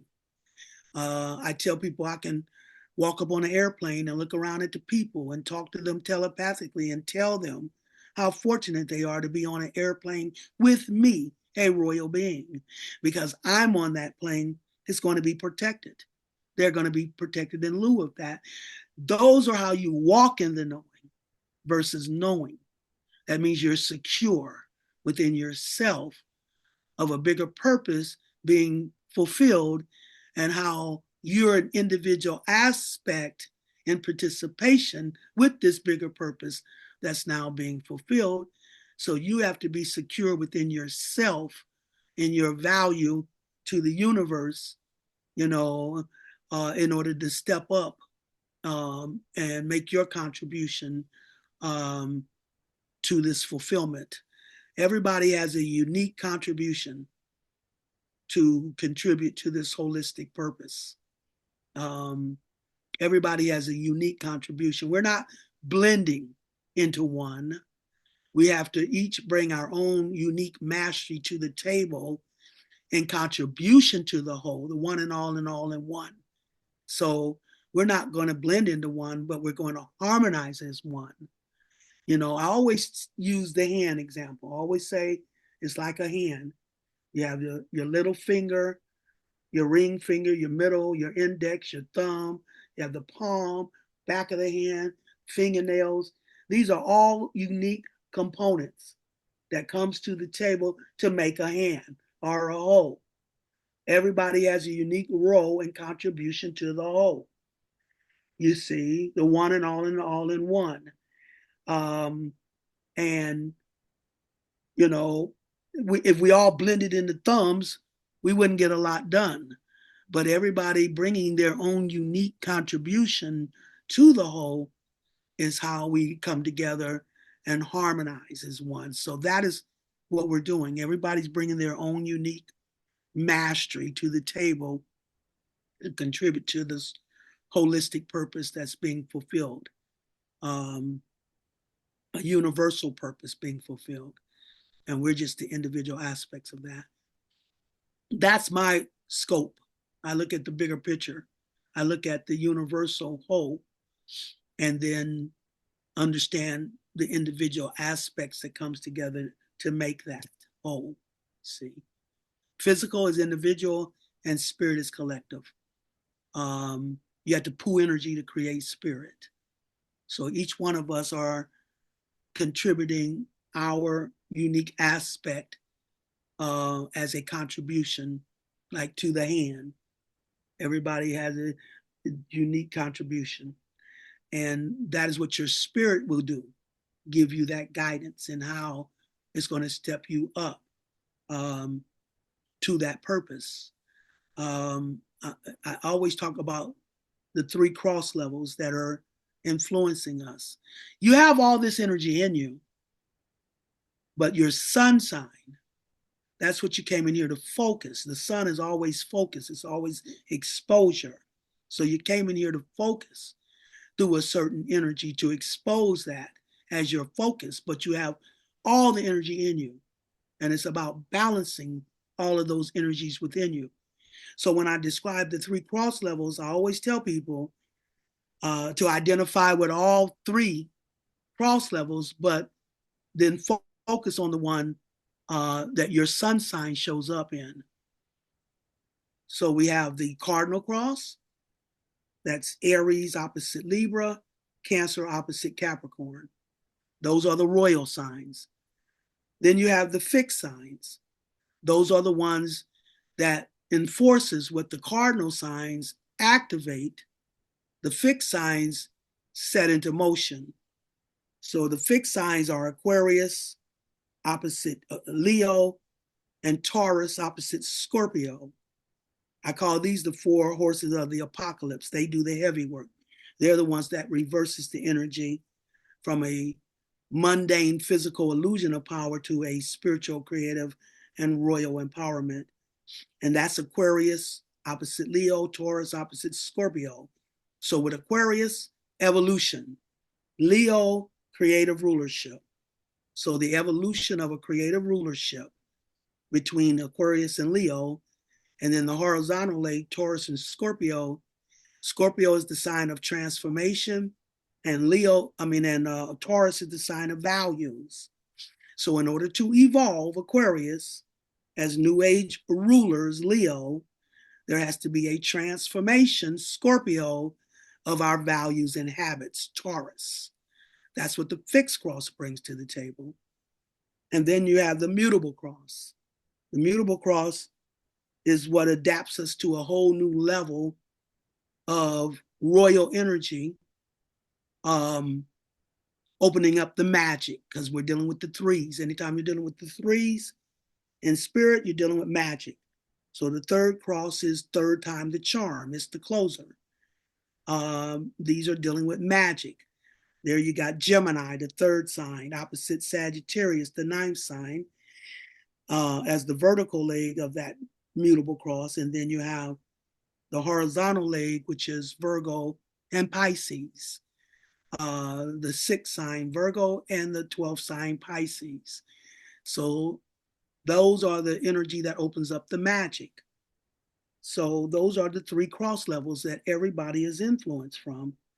And you have all that energy in you, except for wherever your sun sign, that represents the cross level that you came in to function under, to expose in your focus as your creative contribution to this larger purpose being fulfilled. So that is. So this is powerful because it's been kind of intimate. So I feel like I know you again from a different life. You know what I mean? I don't know what they said, but I'm like, hey, how are you, man? Please. But I want to ask them, do they have questions before I go to something lighthearted? That's still on the same vein because Okay. we're talking Leo the Lion in Detroit. So you know where I'm gonna go. But I'm gonna let them have their questions first. You know Okay. what I'm saying? Get You us know. over here. Anybody else have questions, Brother Eric? Eddie? I would like to yield my question to either Kyra French or Brother Eddie, if they have anything.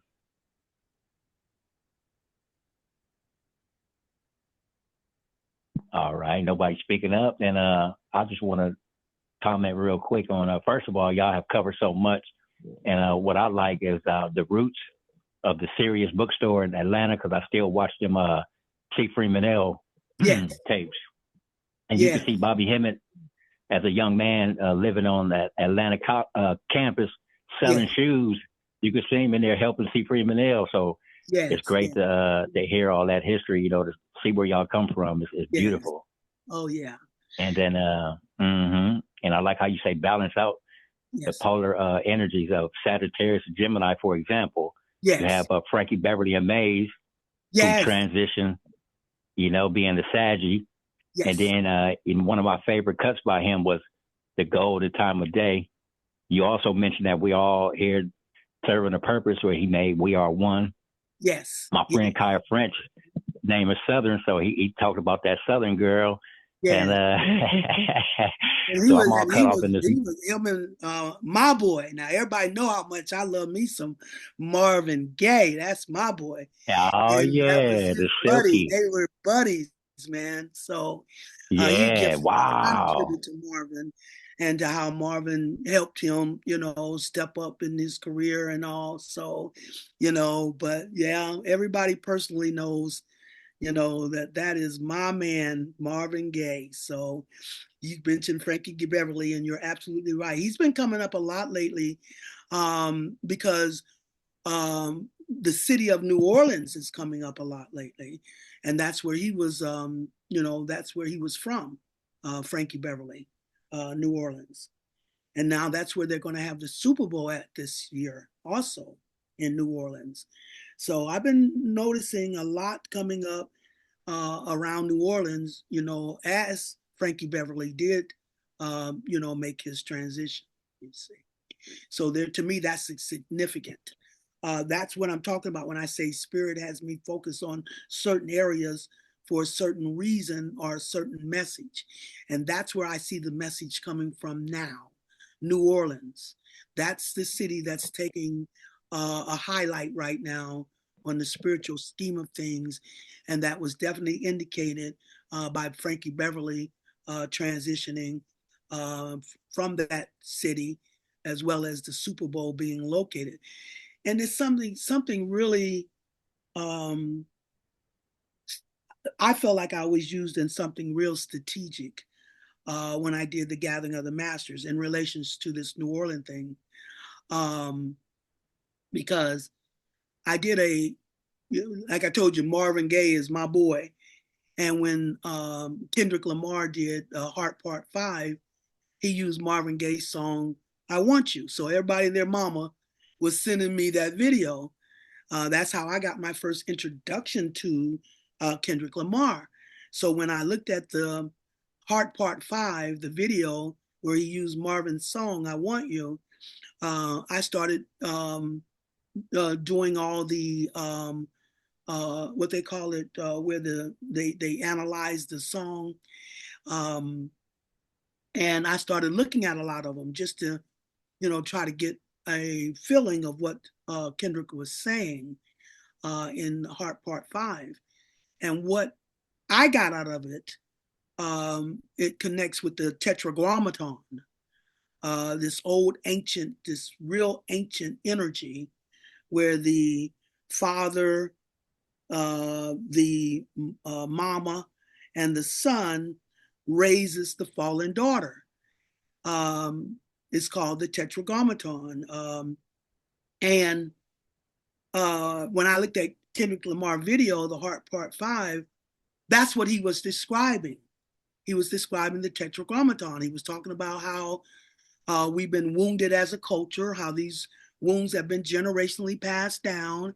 And then he went into describing how we got those wounds on the physical half. That's when he was morphing. That's when he was doing the deep fake thing. And first he morphed into O.J. Simpson. Then he morphed into Kanye West. Then from Kanye West, he morphed into Jussie Smollett. And after that, he morphed into Will Smith.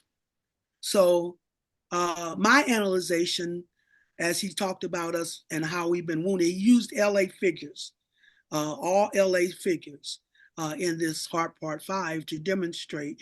But he let it be known that what he was talking about with LA applied to all, the communities of the culture and our wounding. So when he talked about OJ, the generation, where the men left their woman, then went to Kanye West, the next generation that also left their woman. Then the next generation, Jussie Smollett, where he left the woman for homosexual relationships. And then the last one was Will Smith, where he's still with his woman, but they're not working. And Kendrick described this by saying, we've all been hurt generationally, and hurt people hurt each other. So we all been hurt and we're hurting each other. So that's how he explained Jada Pinkett and Will Smith. Then he was emulating the Heart Part 5. So then he segues over into the spiritual half from the physical half. When he segues over to the spiritual half, he says, drop the drums, which is like drop the heartbeat. So drop the heartbeat, drop the drums, and he segues over into the spiritual half. Now he's giving us a spiritual perspective as we now, throughout it, Marvin's song is playing, I Want You. And he keeps saying, I want a hug, I want a hug. And when he gets over to the spiritual half, first thing Kendrick says is, the wounds that we've been experiencing generationally as a culture, we're no longer going to be able to pass it to the next generation. It's time to stop the bucks, to stop here. We're not going to stop. We're not going to pass those wounds to the next generation. Now he morphs into Kobe Bryant, a spiritual man. When we're dealing with the spirit in the larger scheme of things, the spiritual man is the father. The physical man is the son, father and son. So now he's bringing forth the spiritual men. He starts with Kobe Bryant, like the spiritual father. And then he brings in Nipsey Hussle as another spiritual man. Nipsey Hussle even says, I don't have to be in the flesh to hug you. And so they dropped part 5 on Mother's Day, on May 8th, Mother's Day. So Kendrick plays the role of the son, the physical man. Kendrick is a Gemini. Geminis are the natural channelers. Wherever your Gemini is at, where you channel, that's the energy of channeling. Like I have a Gemini moon, so I channel, when it comes to information from the moon, mama, or the water, or what she feels. So Kendrick is a Gemini. That's the natural channeler. So he's like the sun who exposes. That's what the sun does, exposes. So he's like the sun who exposes. As a Gemini, he's channeling from the spiritual fathers, which is the 3 spiritual men. Spirit is always collective, and 3 is magical. So the 3 spiritual men as the father is Nipsey, Kobe, and Marvin. So those are the 3 spiritual men, or the father. Kendrick playing the role of the son, and then they drop this on Mother's Day. So that's the mother, the father, the mother, and the son coming together to raise the falling daughter, which I call daughter Earth. You see, it's something else I'm teaching different from what we've always traditionally thought. And that is, this is a family endeavor. This is all about family energy. You got the 4 family members through the 4 elements. Air element is the father, water element is the mother, the fire element is the son, and the earth element is the daughter. It's not Mother Earth, it's daughter Earth. Mama universe, daughter Earth, father spirit, son of power. Those are the 4 members of the royal family of spiritual energy at their highest vibration. So we have the son, Kendrick, the fathers, those 3 men, Nipsey Hussle, Marvin Gaye, and Kobe Bryant, all play the role of the father, the spiritual man, and then you have them, dropping it on Mother's Day. So those 3 raising daughter Earth, or the falling daughter. At the planetary level of energy, daughter Earth is the one who plays the role of Cinderella. She is the rejected stone who becomes the cornerstone. It's in her rejection and redemption the earth is transformed. Daughter Earth, represented through Capricorn's energy, the cardinal earth sign. So the royal earth, the princess. The cardinal fire, the fire is the sun. So the royal cardinal sun, the prince, is Aries. The cardinal water, the water is the mama. So the cardinal water is Cancer, the queen. And then the cardinal air, air is always the father. So the royal or cardinal father is the king. That's Libra. So the cardinal earth, Capricorn, she's the only one who hadn't reached her sacred status as the princess. She was the one that was the rejected stone who becomes the cornerstone. It's in her rejection and redemption the earth is transformed. Daughter Earth, Cinderella. That's what Cinderella means, from the bottom to the top. If you break down the word Cinderella, you get cinder, carbon, or black, L, divinity, La, feminine. And that's Capricorn energy. Capricorn is the energy of rejection, where you've been rejected in your value in the physical illusion. When you redeem that value within yourself, spirit moves inside out, not outside in. So when you redeem your own value from within, you send the energy out, and that is how you draw it back from others. So being rejected in your value, wherever your Capricorn is at, is where you play the Cinderella role. in your chart. That's where you've been rejected. You may have been too fat, too tall. You know, me, I was too dark skinned, you know, too light skinned. You could have been anything that you get rejected by others externally. So when you redeem that within yourself, it's how you'll send the vibration out, and that's how you bring it back from others. So that is the Cinderella, the daughter Earth, the one who had been rejected in her value, because she is the energy of character and integrity. And we've been in the land of illusion. Integrity and character is not respected in the land of illusion. That is how she became the rejected stone who becomes the cornerstone and plays the Cinderella role, where she's been put at the bottom of the totem pole in her value in the physical illusion. But because in the opposite, spirit is opposite the physical, that means if she's at the bottom physically, that means in the spirit, she is of the highest value, the high priestess, the princess. But she has been rejected in her value and put at the bottom. That's what Cinderella means, from the bottom to the top. The servant girl who ends up marrying the prince and becomes the queen, from the bottom to the top. Cinderella, daughter Earth. And those put at the bottom, since spirit is spiral, those who are put at the bottom are the ones who are now spiraling to the top. The Ouroboros, the snake swallowing his tail, what goes around comes around in energy. Energy, spiritual energy, it's spiral. So what's been put at the bottom in the physical illusion is now what's rising to the top in spiritual reality. So that's daughter Earth now being crowned, being redeemed in her value. Going back to the Tetragrammaton, the Father, the Son, and the Mother raised the fallen daughter, daughter Earth, Cinderella, the one who's been rejected in her value, because Capricorn is the energy of integrity and character, and that's not respected in the land of illusion. So she has been rejected, but it's now time for her redemption.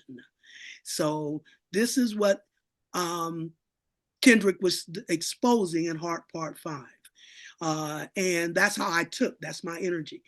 Now, when I did this presentation, I did it on Professor Melanie's show, and somehow, I don't know, somebody got wind of it, I guess, in Kendrick Lamar's team, because somebody texted me and asked me how they could find that video that I did on Kendrick Lamar.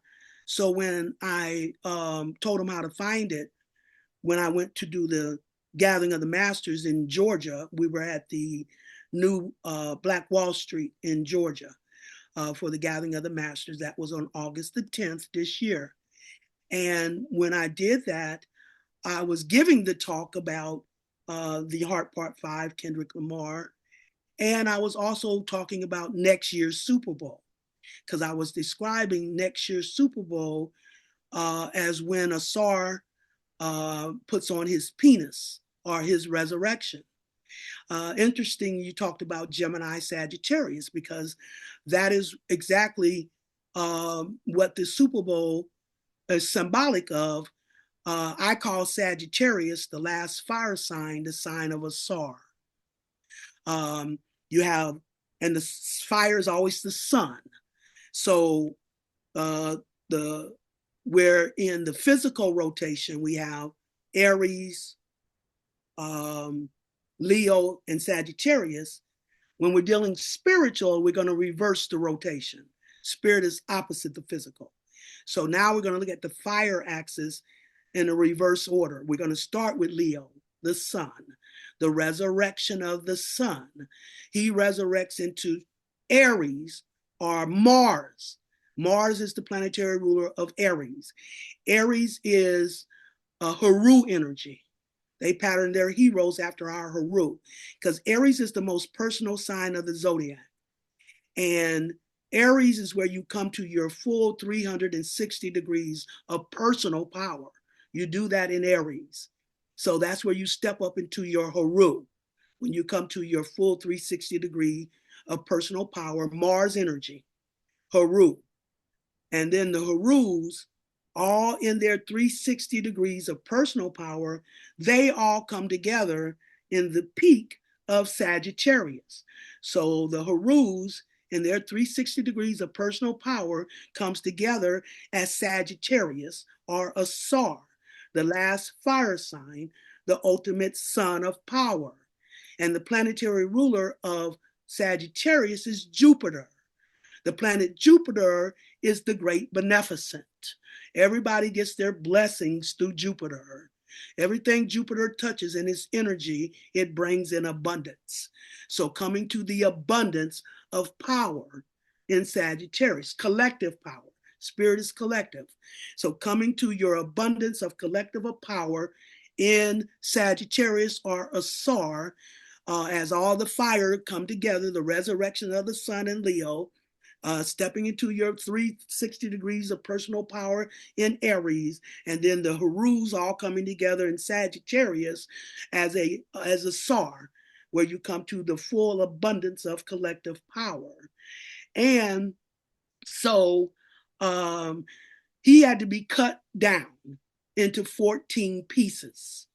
And he was cut down, Asar, the ultimate son, was cut down into 14 pieces by Set, the father, the air element.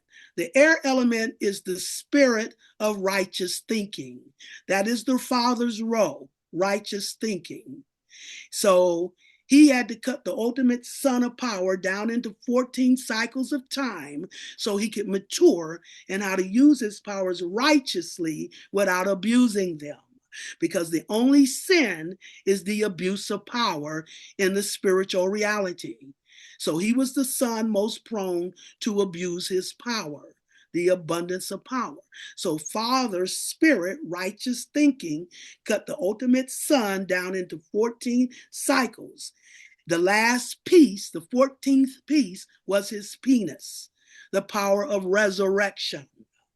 So when he was cut down, he had to mature in how to use that power righteously without abusing it. Because when our predecessors abused their powers, they screwed up the world. If we abuse our powers, it's going to be detrimental to the universe. So this has been an alchemical process so that we don't abuse that power and learn to use it righteously. So this Super Bowl in February of this year, they had the Kansas City Chiefs. The book I just showed you, where I look at the energy of the cities, they had described Kansas City as Sagittarius energy. So Sagittarius, so Kansas City Chiefs was playing the role of a Sar. They played that role when they played the San Francisco 49ers in the first Super Bowl they won. But that Super Bowl, they were exposing who we are as the real indigenous people of this land, the true Indians, the royal Indians. That's what Kansas City was exposing in the first Super Bowl with San Francisco, because I had to find a link between Kansas City, the royal Indians, and San Francisco. It took me back to 1849, the gold rush, where they discovered gold in San Francisco. And they put it out to the rest of the world to come and pan the gold. And they gave permission, the government gave permission for the rest of the world to kill off the Indians to pan the gold. It was the biggest genocide, and the whole world participated in the genocide. And then they took the children away and put them in indoctrination schools to make them forget they had a sovereign connection to these lands. And that is what they covered it up by saying they went and got us from Africa as slaves. That's how they covered this up. But now with that Aquarius and Leo, all this is being exposed. Everything is being exposed that's been hidden so that we come to our knowing as to who we are and we step up to that power. So that's the role Kansas City played in the first Super Bowl, where they exposed that we are those royal Indians. Then in this last Super Bowl, again, they're playing the San Francisco 49ers. But in this Super Bowl, now they've gotten big-headed. because they've been in 4 Super Bowls. Now they've gotten cocky. Now they've gotten big-headed. They're playing the role of a czar. So now, is the czar going to use his powers righteously, or is he going to abuse those powers? Well, he ended up abusing the power, because you have to make a full, complete 360 spiral to be whole. If you're 1 iota outside of that 360 spiral, you're still not whole, you're still not real, and it's still in an aberrant rotation. And that's where you're going to be prone to continue to abuse that power. So the reason that they abused their power in this last Super Bowl is because the emphasis was on the number 13. Remember, a czar was cut into 14 pieces. So in this Super Bowl, number 1, we're in the 8th year. And number 9 is the number for Ascension, or where you complete a level, start a new one at a higher vibration. It's the number 9, but we're in the 8th year. And in this Super Bowl, we were dealing with the 13. This was Super Bowl 58. If you add up 8 and 5, you get 13. They were playing the 49ers. You add up 9 and 4, you get 13. They brought in Taylor Swift, whose birthday is December 13th. The quarterback for San Francisco wore the number 13. So that means the czar had come together in 13 pieces, but he wasn't whole. He wasn't complete. If it's not whole, it's not real. He still needed that 14th piece, the last piece, the penis, the power of resurrection. In the 14th piece, the penis. They even showed you in the Super Bowl where Prince did the halftime performance. And in that halftime performance, at the end of the halftime performance, they showed Prince was on the stage shaped like a penis. He used his guitar shaped like a penis. And at the end of the halftime performance, they dropped down a screen so you could see Prince's silhouette as he symbolizes in his silhouette the resurrection. When he used this guitar to symbolize the resurrection, the individual Prince of Power, Gemini, now resurrecting into the opposite energy of Sagittarius, or a czar. So from Gemini to Sagittarius, those two opposites. So he was symbolizing his resurrection as the individual prince, the physical, now resurrecting into the collective spiritual abundance of power as a czar, Sagittarius. So that is what was being symbolized in this Super Bowl this year, that a czar had come together in 13 pieces, which means he won't put on his last piece or penis till next year in the Super Bowl, which will be the 59th Super Bowl, which adds to 14, and will be in a 9-year, 2025, which represents the end of a cycle and the beginning of a new cycle. So all this is coming together next year in the Super Bowl. So when I'm giving this presentation at the Gathering of the Masters, when I'm talking about Kendrick Lamar, I wanted to qualify. I said, listen, people, this is not anything that, I'm not trying to speak for Kendrick Lamar. This is what I got from the part 5. I don't even know if he knows my take on this. And when I said that, there were 5 people in the audience and sitting in the front row that hollered up to me and said, Kendrick Lamar knows. Kendrick Lamar knows what you're saying, because someone had texted me and asked me where they could find that video. So I'm figuring that's where Kendrick Lamar got wind of what I was saying. And he sent his team there at the Gathering of the Masters, and they validated to me that Kendrick knew what I was saying about his heart part 5. So imagine how astonished I was after the Gathering of the Masters, a few weeks after that, when the news came out that Kendrick Lamar is doing the Super Bowl next year.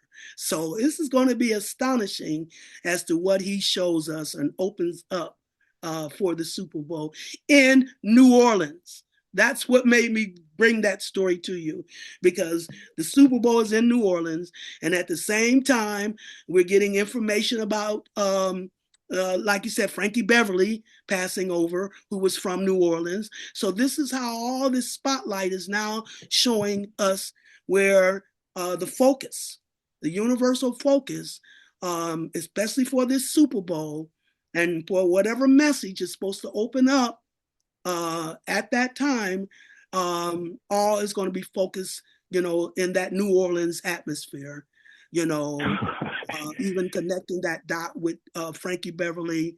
So that is what's lining up. That's what I'm looking at. That's lining up spiritually. So how it all manifests, I don't know, but I'm intrigued. And me and my son is trying to get there. We're going to try to go, because I had a client, and see, no coincidence, but I had a client from New Orleans that's been begging me to come down there and visit. So I said, well, okay, we're going to do it during the Super Bowl then. But I checked the Super Bowl tickets, and they're just out of my range. So me and my son said, we'll go anyway and just, be there in that atmosphere, and see what happens, because I'm beginning a neon sign that's pointing to New Orleans as going to be playing a very significant role in a spiritual message that is going to open up for us in our ascension. And so how this is all lined up, independent, anything I'm doing, I'm just reading the energy. So interesting you brought that up. I guess you didn't expect that long explanation, but you don't know Sister MyRah. That's how I do things. I go into a very long, explanation, because there's so much involved in it. You see. Sister MyRah, I'm a Sagittarius and I just turned 59. Oh my gosh! And not only that, Sister MyRah, that book that you have that tells each country in the United States zodiac, what is New Orleans? Is New Orleans a Leo? Yes. Oh, look at that. Look at that. Leo, let me see. Let me make sure. New Orleans. Let me check for sure. All right. But let me see. New Orleans. We got Louisiana. Let's see. Because first I have to find the state, and then they'll have all the cities in the state. So okay. Louisiana, let's see, Michigan, and Maryland, Baltimore, Kansas, Kentucky. Here we go, Louisiana, and New Orleans. No, New Orleans is Aquarius. Oh, February there you go, Aquarius Leo. Yes, February the 10th, okay. 1718, February the 10th. So yeah, that's Aquarius energy. Yep. So you're putting it together. So Aquarius and Leo, an exposure of our evolution as new age rulers. That is what that axis of energy is going to be dealing with. Our evolution as the new rulers for the new Aquarian age. You see, Aquarius is also the sign of the humanitarian. So now it's time for us to evolve from an abuse of power to a humanitarian empowerment. So that is what the Aquarius and Leo is bringing to the table. That is what's going to be symbolized in that New Orleans. That's why we're getting New Orleans for this Super Bowl. Aquarius energy. That's what's activated here. Aquarius and Leo. And now it's going to be interesting who plays the role of a SAR, because Kansas City is Sagittarius energy. I don't expect Kansas City to be the team that's going to represent a SAR in this next Super Bowl. Now, my team, the Steelers, they're also Sagittarius energy. But my second team, who I got my eye on, is and who corresponds, especially if we're talking the reason we brought Frankie Beverly to the table, and the heart part 5 because that brings Marvin Gaye. So where the other team that could represent Sagittarius is the Detroit Lions. Yeah, there you go. There you go. Now you got all 3 fire signs. You got Detroit is Leo energy, but Detroit has a Sagittarius rising. And they represent Aries because it's an Aries team. The coach of the Detroit Lions, his birthday is April 13th. And 13 is which means he's an Aries. So they say his team is a reflection of who he is. He's an Aries. And that's Haru. That's coming to that full 360 degrees of personal power. Haru. So that's the Haru energy through the coach. Their Leo energy through the city. And then they have a Sagittarius rising. So they're representing all 3 fire signs, which is the son of power. So it's going to be interesting, the complexity of what team ends up in the Super Bowl as to how we expand on what message Spirit is trying to open up for this Super Bowl. You see. Sister MyRah, and then check this out. Sagittarius. If you look at the word Sagittarius, it has the letter combination of A-R-I, just like Aries. A-R-I. I love it. See, that's right. I love symbolism. That's where you can get 1,000 concepts. That's why I like to put this out there, because everybody can pull something out of it, just like you just did. So that's how we each bring our own to the table. We each suckle off that information, and what we process from it is what we now bring and contribute to the whole story. So you just did that, because I never looked at that like that before. But you're absolutely right. Aries and Sagittarius. And then the Leo representing the resurrection of the sun. And all this going on in Aquarius energy, or the Aquarius city. So can you see the spiritual message that's forming up with this? Yeah, the message I see, MyRah? The lion will lay down with the lamb. The lion and the lamb will lay down together. That's what I'm looking at. Yes. That's spectacular. Wow. And that's unity. That's one love. Yes. Yeah. Yes. See, you see how you do with symbolism? That is how it do. One aspect will lead you to the next one, and then the next one, and then the next one. And all of it will then come together as all those pieces come full spiral, full circle, has to come full circle. So yes, next year, that will be the year where Asar puts on his 14th piece, or his penis, which symbolizes the abundance of our collective power in resurrection. I thought last year was going to be Detroit, but you know what? It would have been too easy for him last year, because the symbolism in Las Vegas is of the Sphinx, the pyramids. So having Detroit, that would have been too easy, Yes. So I see Detroit coming in through the back door this year, taking it all. Detroit Lions. Yes. That's hopefully that when they come in, they have that penis in their mouth. That lion coming. Damn. They got cheated last year. Remember, y'all remember that? They did. Who got cheated last year? Detroit. They sure did. And you know why? I read up on why they cheat Detroit like they do, and they said it's because what's his name? What's the president of the NFL? What's his name? Goodell. Roger Goodell. Yeah, Goodell. Roger Goodell said that he went to Detroit and asked him to trade off on doing the football game on Thanksgiving. And Detroit refused to, relinquish their Thanksgiving football game. So that is why Roger Goodell has had a vengeance against them ever since then. So, but they were most blatantly cheated because Dallas is always America's team. That's where he should have went. Yeah, yesterday was pitiful. But anyway, that's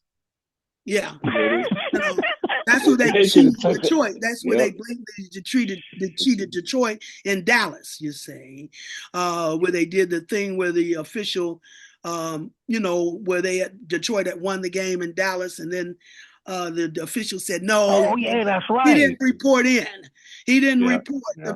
And then they showed after the game the guy going to the official and reporting in, you see. So they just took that game from Detroit, and Detroit would have been in the number 2 seed, which Dallas took that number 2 seed. But then a week later, Dallas got his butt kicked, and Detroit got up there in this number 2 seed anyway. And one of the commentators said that, though, that's just the fairies correcting what they did to cheat Detroit out of that number 2 spot for Dallas, you see. So, but they did the most blatant cheating against Detroit. They're not doing it this year because they're now up there, but they all the way up until last year, they were cheating the hell out of Detroit every chance they got. Yeah. Well, that's family, right, they was, but they can't stop it. 2.5 hours. What? Wow. Yeah, we're going on 2.5 hours. Wow. See, that's when you get me into information. I'm going to take you all over the universe, and that's how we. But it's cool. That's where we wanted to go. That's what me and Eric is trying to get accomplished. Come on, Sister MyRah. You know we got to stay cosmic. We got to stay cosmic. I can't do anything else. That's just me. It's just who I am. My family run from me because I'm just always so far up there or out there, man. I tell you, you can't have a simple conversation with me. That's powerful. Well, I got a few questions. Mm-hmm. I'd like to ask. When you were talking about the cleansing of houses, yes. And do you have anything that you would recommend for spiritual baths?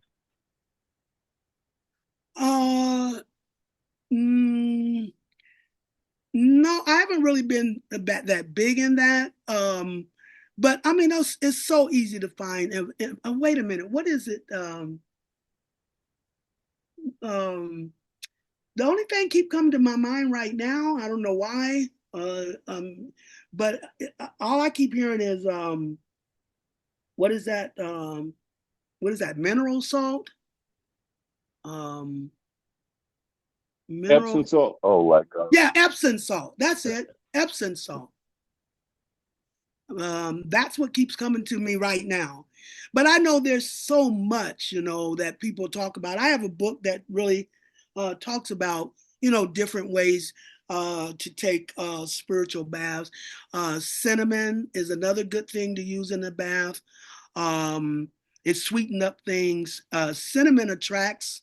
But these are things that you need to start having a conversation with your own spirit about, you see. I do teach rituals, but I only teach you the fundamentals of rituals because it's your spirit that's going to fill in the juice. In other words, I tell people, let your spirit guide you as to giving you the personal details as to how to use, what to use in your rituals. Like, when when in a ritual, you always set up an altar and you have to have the 4 elements represented on the altar, which means water, the earth could be the plants, or crystals or stones, and then the fire is the candles, and then the air is the incense, you see. So when people are looking for what stone to put on their altar to do their ritual, I say, just walk out your door and whatever rock, catches your eye, that's the one screaming at you. So take that and use it, or if you go buy incense, the one that catches your eye for the type of ritual you're doing, that's the one. That's how your spirit is helping, giving you guidance and information on what to use, how to use it. So your spirit will be the one that gives you an influence on what to use. So talk to your spirit. We all got to get into this partnership with our spirit right now. We've been giving it lip service, but now we need to be in an equal and balanced partnership with our spirit. Two halves make a whole. You bring the physical half, your spirit brings the spiritual half. Together you have that 360 spiral covered. So now you have to start talking to your spirit. That's like your twin in the room. And any question you have, when it comes to any spiritual thing you need to do, you ask your spirit. And that's how it will show you how it will symbolize the way it's communicating with you. So that's what I would tell you to do. Just say, Spirit, what can you give me about a spiritual bath that I probably need to take? And then let your spirit symbolize. It'll do things that will speak straight to you and how it symbolizes the answer it gives you. That is how you open up that relationship, that back and forth between you and your spirit. Just put the question out there and let your spirit be the one to show you how it responds to you in a way symbolic that now, where you'll go, oh, okay, I get it. You're saying. So that is how your spirit will bring the answer to you. And that is how it'll show you how it communicates to you through symbolism and how you communicate with your spirit. Because that's all we need to be doing right now is partnering with our spirit. It is the one that's going to lead the way to step us up to that next level. That's what I'm looking at when I look at the Taurus Scorpio axis of energy. Taurus being the sign of values and habits, and Scorpio being the sign of transformation. I call that the Lot's wife syndrome. The Scorpio is where it's going to transform your habits and your values in order to step you up to a new level. You can't take old habits and values from a mundane level to a royal level. And we're stepping up to a royal level. So it's your spirit that's going to show you how to focus on what habits, what values you've had in the physical illusion that is no longer going to serve you as you're now stepping up to a royal level. So it's going to transform your values. It's going to transform your habits. And that is the Taurus Scorpio axis of energy. You can't be looking back, holding on to the habits and values of the past, Taurus energy, when gateways are opening ahead of you to evolve you to a new level. So it's your Scorpio and Taurus that is going to give you the details of how your spirit is transforming old values and habits for new ones as you're stepping up to a new level. So talk to your spirit. Just put the question out, whatever question you want, you just put it out there. Universe is nothing but a perpetual answer, just waiting for the question. It's your spirit that will get that question and then go to the universe and bring you back the answer for you personally, you see. So Empress, you about to pop my head off my shoulders. I gotta interrupt you right there because sure. this is the next level. And this is what's been coming to me for a while. Okay. Our Father's prayer. It says, "Thine kingdom come, thine will be done." That's not nobody but you. Yes. So therefore, being that they got us calling somebody else's name, yes, wouldn't it be more prominent with everything you just said is confirmation that we should call our own name when we're praying? Because it's like what you're saying, you got to get in alignment with thyself. So when we pray, we should call on our name. Yes. Is that correct? Yes, that's correct. You're taking me back to Bobby Hemmitt. I said this in the Hemmitt Summit. When I did the Hemmitt Summit, Bobby Hemmitt said, when we pray, we're just putting in a phone call to our own ass. That is what Bobby's words. I quote Bobby. When we pray, we're just putting in a phone call to our own ass, is what he said. So you're absolutely right. Wow. That is, mm-hmm. that is awesome. And I have a question. Yes, go ahead. This is Kaya French from Detroit, Michigan. So yeah. Detroit. I want to say, all right, Detroit. Yes. How you doing? Okay. I'm so happy to be here. Yes. I have a question. You answered one of my questions with the opposite energy of your sign. So you just answered out. But my other question was previously earlier you was and talking about the spiritual leaders or the communities out here, and you said that by December 21st that it will be us kind of being exposed or us following more for a spiritual path. Because I feel like this: if you're spiritual, you can do. You don't have to need no other information, no nothing else but your spirit to lead you on. Like you said, people are just using information and applying and trying to get money off of it. Yes. But at the same time, I want to ask, do you feel that this was taking part of the shift already happening in 2021? Yeah, around Leo season at that in 2021. Yeah, I mean, everything is coming together. This is just the culmination or the peak, you know. In other words, we've been doing spirals. Each year is a spiral. Spirit operates in spirals, you see, coming full circle, full spiral. 100 energy only goes 180 degrees before it has to be balanced with the opposite 180 degrees. That is how you complete a full 360-degree spiral. That is how you open up a vortex for access to the next level energy vibration. So we are in the last spiral now. We're in the last cycle. And that is where the peak, December 21st is like the 12 o'clock hen. It's the peak of the astrological cycle. That's the winter solstice. You know, that's the peak. That is why you get Capricorn and you get Sagittarius. Now, remember, don't ever forget the elementals. That's the 4 members of the royal family. This is all about family. And the 4 members, the air is the father, the fire is the son, the water is the mama, and the earth is the daughter. And we've been talking about the fire and the earth when we talk about Capricorn and Sagittarius. Those are the 2 signs that comes together and peak at the winter solstice, like the 12 o'clock hen. So the physical man is the son, you know, and the physical woman is the daughter. And we got 3 levels.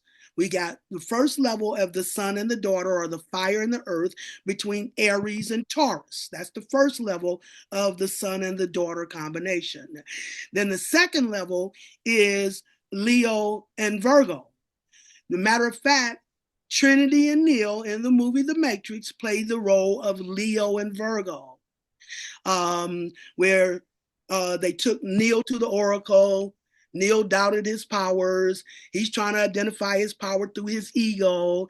And that is why when they took him to the Oracle, he doubted he was the one. And the Oracle said, yes, you're right. You're not the one. And then she points to the sign above the door that says, know thyself. That's the Aquarius and Leo axis of energy. If you don't know you're the one, then you're not the one. It's not until you know you're the one do you become the one. And since Neil didn't know he was the one, that's why the Oracle said he was not the one. You have to know you're the one in order to become the one. So Trinity knew. The reason Trinity knew he was the one is because the Oracle, the mama who speaks to you internal through the water, or how you feel, or your love. Mama love. We bond through our love through many lifetimes. It's not the physical body, it's the bond of love for Mama Universe. So whoever you love today in the conscious realm is who you loved in antiquity in the soul realm. So from antiquity to new age. So Trinity was told by the Oracle, speaking for Mama, the one you love is going to be the one. So that's how she knew he was the one, because that's who she loved. So that's why she said to him when he was killed, dead, she said, the Oracle told me I was going to fall in love with a dead man. The Oracle told me the one I fell in love with would be the one. That means you're the one. Now get yourself up. That is how she resurrected Neil from the dead, as she imparted that knowing to him, as him being the one, because he was the one she loved, and the oracle told her the one she loved would be the one. So that's how she resurrected him in his knowing from the dead, or the illusion of power through his ego. A man can't come out of the matrix in ego. So she had to resurrect him from his ego in order and connect him to the source, which is Mama Universe, the source of all energy. So in the second movie, The Matrix, Neo brings her back to life. He goes internal. First he removes the bullet or the impurity. Then he goes back in and massages her heart. And the first thing she says when she opens her eyes is, now we're even, which means now we're equal. Now we can come together as one. They're telepathically connected. She's in the internal, giving him guidance through her wisdom. She's always in the background saying, now get up, now go, now move. So she's the internal, guiding him through her wisdom. He moves out as the sun and exposes the power guided by her wisdom. They're playing the role of Leo and Virgo, the sun who exposes the wisdom. Whenever you put Leo and Virgo together, you have the Sphinx, the body of the lion, Leo, the power, and the head of the woman, Virgo, the wisdom. Power guided by wisdom. Power without wisdom is futile. Where you have to supersede the ego, Leo, and open the heart, also Leo, to the value of wisdom, Virgo. So that's the role they were playing as the son and the daughter, or the fire and the earth, in the movie The Matrix. Now we're moving to the final son and daughter culmination and fulfillment at the winter solstice, where Asar now is putting on his 14th piece, his penis, and he resurrects into the abundance of his collective power. He is the one who will redeem the value of daughter Earth, or daughter character Capricorn, at the winter solstice, where he comes to the abundance of his power. And she, where Trinity said, now we're even.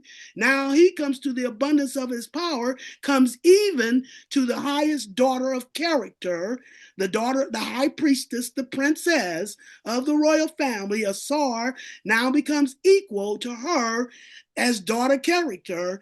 That's how you get the balance, the full balance overall.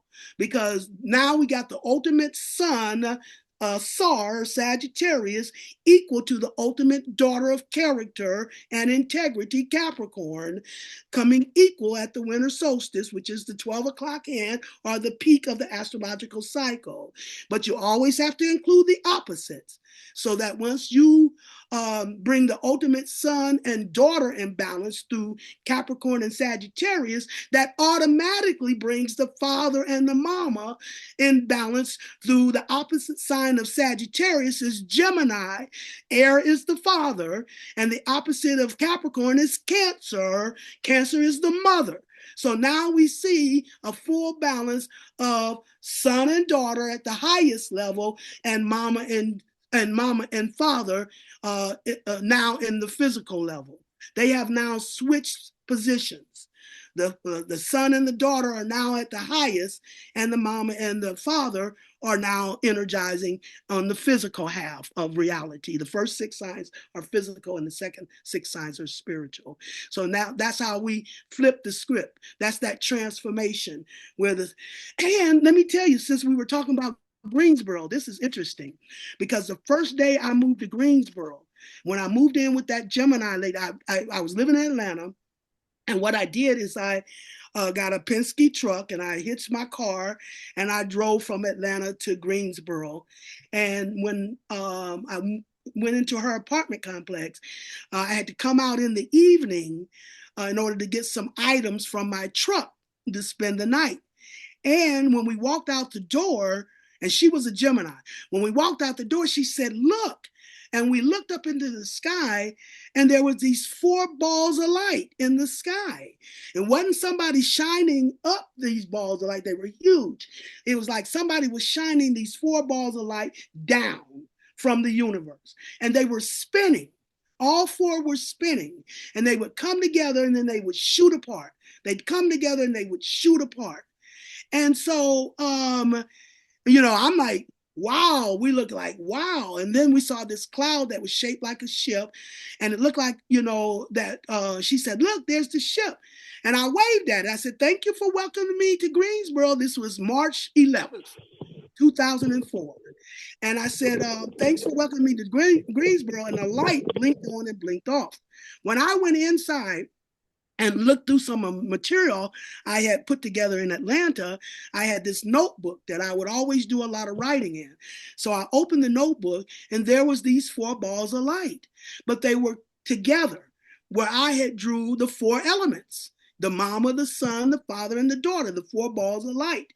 And what they told me when I looked at this picture that I had already drew when I lived in Atlanta, and they described how it was being symbolized. They said the mother becomes the daughter becomes the mother, the father becomes the son, and the son becomes the father. This is the infinite process of transformation, regeneration for the creative, to activate the creative powers in the universe. So the creative process, the mother becomes the son, the mother becomes the daughter becomes the mother, the father becomes the son, and the son becomes the father.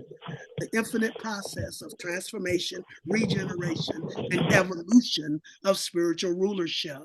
So that's why I'm saying now the son and the daughter had been elevated at the winter solstice in culmination through Sagittarius and Capricorn, which reflects in opposite now at the physical half, the mama and the father through Gemini. So that is why, and as you're talking about 2021, that was a cycle that had been completed in 2021 that did symbolize this energy, but each cycle after that was adding to that, and each cycle after that was adding to that until we got to this cycle, the last cycle in 2024, where all those cycles are now coming together in culmination at the winter solstice, which is like the 12 o'clock hand when we complete 1/2. Remember, you don't blend energy. So you have to complete 1/2, that 180 degrees half, before you activate the opposite half in equal measure to round out the 360 spiral. So the winter solstice, the December 21st, and this happens every cycle, but it just gets more and more, this is the last cycle where it all culminates and come into an ultimate fulfillment.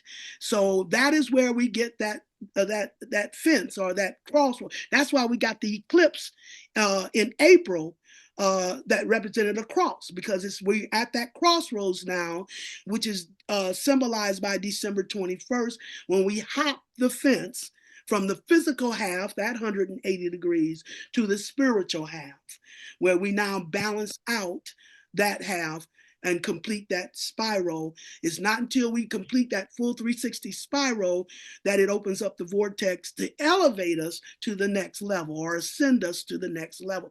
That is why Asar wasn't able to do it last Super Bowl in 2024, which adds to an 8, and it was only 13 pieces. He was still 1 iota outside of wholeness or completion. It has to be whole and complete before it becomes real.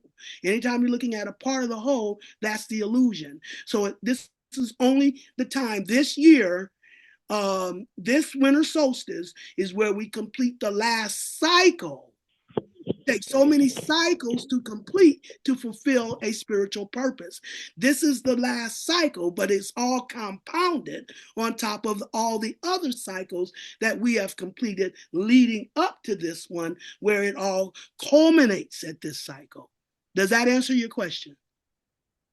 Definitely, because I think at that time I checked, Saturn and Jupiter was in Aquarius. They have moved along now. Yes. So Saturn is in Pisces, the last sign, and all the other planets are following suit. And then Pluto just left Capricorn and now going officially into Aquarius. Yes. It makes a lot of sense. But to me, I feel like the winter solstice is always a lot of energy. Yes. For me personally, I just feel like a lot of energy. Yes, that is the culmination, the fulfillment. That is where Sagittarius and Capricorn comes together as the ultimate son and the ultimate daughter, now coming to a culmination and a fulfillment. And it's the balance that is the key to everything, because you don't talk about one sign without its opposite. That's half a sentence. I always use Aries and Libra. Aries is the warrior and Libra is the peacemaker. If you separate them, you have Aries kicking butt and Libra with no backbone. It's not until you put the two together. You have a warrior for justice, taking a stand for peace or fighting for righteousness. Libra is the sign of righteousness, and Aries is the one who will fight for what is right. That's where you put Aries and Libra in balance. A warrior for justice, taking a stand for righteousness. That's how all signs work in those pairs. And if you don't put the two together, it's like half a sentence. So you don't talk about one sign without talking about its opposite sign, you see. So we're now culminating through Sagittarius and Capricorn, and that is only going to bring the balance between Gemini and Cancer. So that's all four. That's the middle pillar. That's all four of those family royal members. The son and the daughter between Sagittarius and Capricorn, and then the mama and the father with Cancer and Gemini. And that covers the full spiral from the bottom to the top, you see.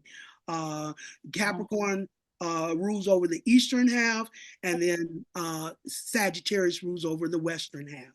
So you're now bringing the two western and eastern hemisphere together when you get the culmination in balance between Capricorn and Sagittarius, which automatically brings that full balance at the physical level between Gemini and Cancer.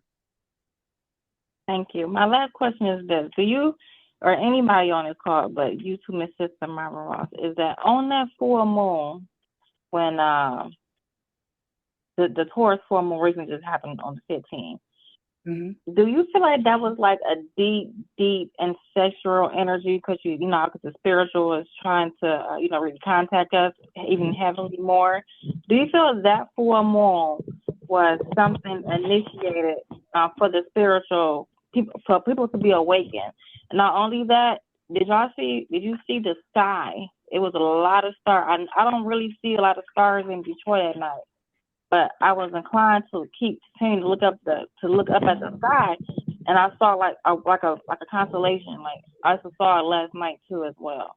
Wow. In Virginia, I saw it. Yeah, we're gonna have a lot of universal phenomenal going on, and it's like what was that first question you was asking me about? What did you say? Because I had an answer there. What did you ask me? The first question you asked me about the full moon on Taurus. That was a lot of ancestral energy in Taurus. You said it was in Taurus. Oh, in Taurus. Yeah, that's Taurus is like planting the seeds. Let's see here. That means the sun would have been in Scorpio, because the full moon is always in the opposite sign of the sun. So yeah, that would have been our last one, because now we're dealing with Sagittarius. So we just came out of Scorpio, the sun in Scorpio. So yes, the full moon would have been in Taurus.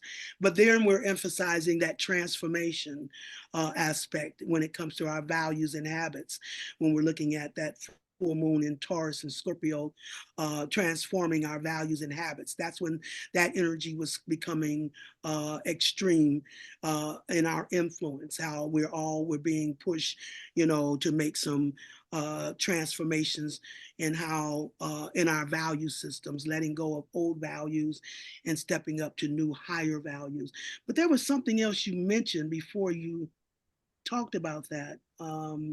Still trying to go back to that. What did you say? You said something that clicked something in me, but now I can't pull it up. Was it about the? I mentioned the full moon energy. I mentioned the Uranus, how deep it was. Like, did it feel like it was some ancestral energy coming through? Oh, okay. And then There the it sky. is. That's it. The ancestral energy. This is what I told him at the Gathering of the Masters. I made the connection. You guys remember? Was it last August? Matter of fact, was like August 7th, I think it was. You remember there was an incident. Was that in Alabama? Oh yeah, the borough. Yeah, Yes. Yeah, on the boat near the ship. Yes. That was on like August the 5th. We had just came out of Cancer energy. Cancer is the energy of the ancestors. Cancer represents the ancestors. And we had just come out of Cancer into Leo on August the 5th. Remember, Leo is the sun who exposes. So what we were getting was an indication, a micro indication of how the ancestors are now being exposed. That is what how they came and took the bodies of those people. They were the vessels for the ancestors that stood up and caused that to happen. That's just a simulation of what we are now stepping into, because Capricorn's opposite sign is Cancer. So coming back to the character and the qualities and the quality of the ancestors when you put Capricorn and Cancer together. So that is what that incident was, a simulation of what we're now getting ready to step up to. Our exposure as the ancestors coming through for us as the vessels for the ancestors, in order to step up to our royalty and our purpose. It's the ancient rulers, our ancestors, that are now passing us the baton as the new age rulers of Aquarius to evolve out of this abuse of power to a humanitarian empowerment. And that is what was being simulated. It was the ancestors that took over those people's bodies. They use them as a vessel to symbolize how we're now about to step up to the powers of our ancestors as the new rulers for the new Aquarian age, fighting against the abuse of power, and standing up and defending righteousness. And we're going to do that in harmony with our ancestors as they're now passing us the baton as the new age rulers, off of the back of our rise of the ancestors. When I talked about that that Super Bowl where Prince symbolizes the resurrection, that was right after the Super Bowl where the Steelers, the Pittsburgh Steelers, was in the Super Bowl in Detroit against the Seattle Seahawks. And in this Super Bowl, they were see Capricorn, or the Steelers, represents Cinderella. You see the EL, divinity, in Steelers, like you see the EL in Cinderella. So the Steelers are playing the role of Cinderella. In that Super Bowl, they were playing against the Seattle Seahawks. And the Seahawks, the water, mother. So they were playing, the Seattle Seahawks was playing the role of the wicked stepmother, Cancer energy, in opposition to Capricorn or Cinderella. So we already had the New England Patriots, the patriotic team, the team of the system, take down the full royal family. They beat the Rams, the Prince, Aries. They beat them in the Super Bowl right in New Orleans. That's what we're coming full circle to.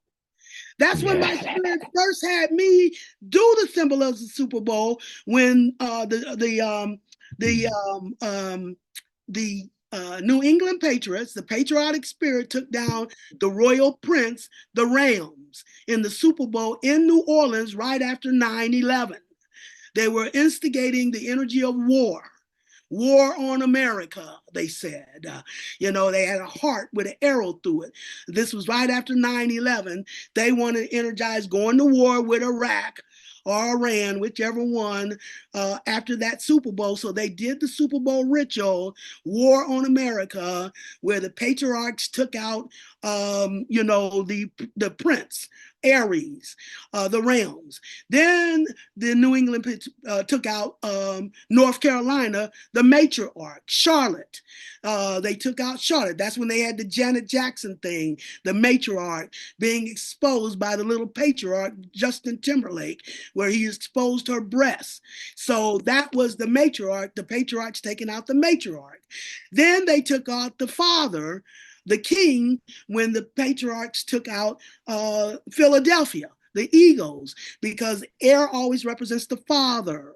So they simulated taking out the father. The only one the Patriots couldn't take out was the daughter, which was the Steelers. So they sent the Seattle Seahawks as the wicked stepmother to take out Cinderella in the Super Bowl in Detroit. Now, in Detroit, Motown, here they got the Rolling Stones as the Super Bowl performance. This is the Rolling Stones at halftime on a stage shaped like a tongue. Now we're getting really intimate here, but go ahead, MYRAH, go ahead. They were on a stage shaped like a tongue, the Rolling Stones. And so the whole thing was to symbolize. The first thing they showed a commercial. They showed a white woman standing on the football field with a helmet on, and a white man runs up to her, lifts her up, and throws her to the ground. Then they show a commercial where there's some models walking a runway. These white models are walking a runway. And in front of the runway, a black woman rises up out of a pool of water. And she's real regal. And she's got silver liquid dripping off of her. And they start taking her picture. She wheels around and she walks off like she's walking on water. And up from under her comes a black Cadillac, the black cat, Bast, the ancient black mama, Bast, the black cat. And whoever won MVP would symbolize who the daughter who rises to her power off of the back of the mama. Whoever wins MVP would win the black Cadillac. So it was symbolic of who the daughter was passing the power to. So that is why they had the Rolling Stones at halftime on the stage shaped like a tongue. And they were singing the song, I Can't Get No Satisfaction. They were singing in behalf of the black woman. You can't get no satisfaction from your man. He has the penis and the white woman has him. We'll give you satisfaction, black woman, through the tongue. Choose us. Pass that power to us. And we'll give you that satisfaction through the tongue. But the person who won, they thought it was going to be Rothenberger, the quarterback, but turned out to be Hines Ward. So it was symbolic that the daughter passed the power back to her man. That is why Prince was on the stage the next year, on the stage shaped like a penis, and now he's doing his resurrection. That is how they symbolize that, out of Detroit with that Super Bowl symbolizing how the daughter passed the power to the son, how she rose to her power from the mama, and then she passed that power back to her man. And now he's in the next Super Bowl as Prince, rising to his collective abundance of power as a song, you see. And Hines Ward that year was a quarterback / receiver, and he wore the number 10. So they got that 10 again. That's Capricorn, the 10th sign of the zodiac. Yeah, they said he was an excellent blocker as well. I mean, he not just was, everything. Yeah, when they lost Hines Ward, that's what took the team down, a whole notch, because he did so much for that team that even went unrecognized, you see. But he did win that MVP, and it was, symbolic of her passing that power back to her man, and that's why Prince was on the stage the next year. They also did the Seattle Seahawks, and here's the Haru thing. They even did the Haru thing in the Super Bowl, and that was the Seattle Seahawks when they played Denver. Denver is. Yeah, I remember that. Yeah, that's supposed to be the Illuminati. The Denver, that the headquarters, the airport of Denver. Y'all have heard about the airport in Denver? Oh my goodness, it's a well-known fact that Denver is. I'm sorry, you guys, but Denver is supposed to be the headquarters of the Illuminati. So I heard about it. Yeah, you go into Denver Airport, and I just went there. I was just there a few months ago. It's very eerie. They got so many different symbols there. When you look around, you'll be amazed at the symbolism there, but it's not good. But it's always, so that was the symbolism with the Denver Broncos coming against the Seattle Seahawks. Now in this Super Bowl, Denver was the Illuminati bucking against Haru, because the Seattle Seahawks played the hawk-headed deity Haru. And it was doing the Aries thing because what was his name? I can't think of this guy's name. He was one of their main players. He was Aries. On what side? On the Seattle Seahawks side. Oh, you talking about Marshawn Lynch? Yeah, no, it was another one. What was his name? Let me see. And I don't even remember but he was one of their main players, and he was Aries. Can't think of his name. Not him. It was, dang, it's on the tip of my tongue. But he was Aries. He was one of their main ones as well. But anyway, they were playing the role of the Seattle Seahawks was the hawk-headed deity Haru, and it was the Denver Broncos, the Illuminati. See, the Illuminati can only access 33 degrees of power, where Haru is your 360-degree power. And in that Super Bowl, that's what was being shown. I mean, the Seattle Seahawks was hitting the Denver players so hard, they would close their eyes when they caught the ball because they were getting popped so hard. If you remember that Super Bowl. So they were showing you the difference in the Illuminati's 33 degrees of power against Haru's full 360 degrees of power. I don't think Denver even scored till the fourth quarter, and they only scored like 8 points. So this was all symbolic of how we are coming to our 360 degrees power as Haru, and coming against the Illuminati, who can only access 33 degrees of power. So that's what that Super Bowl was symbolizing, you see. And they also said they moved Capital City up there to somewhere in Colorado. Yeah, I heard a lot about that.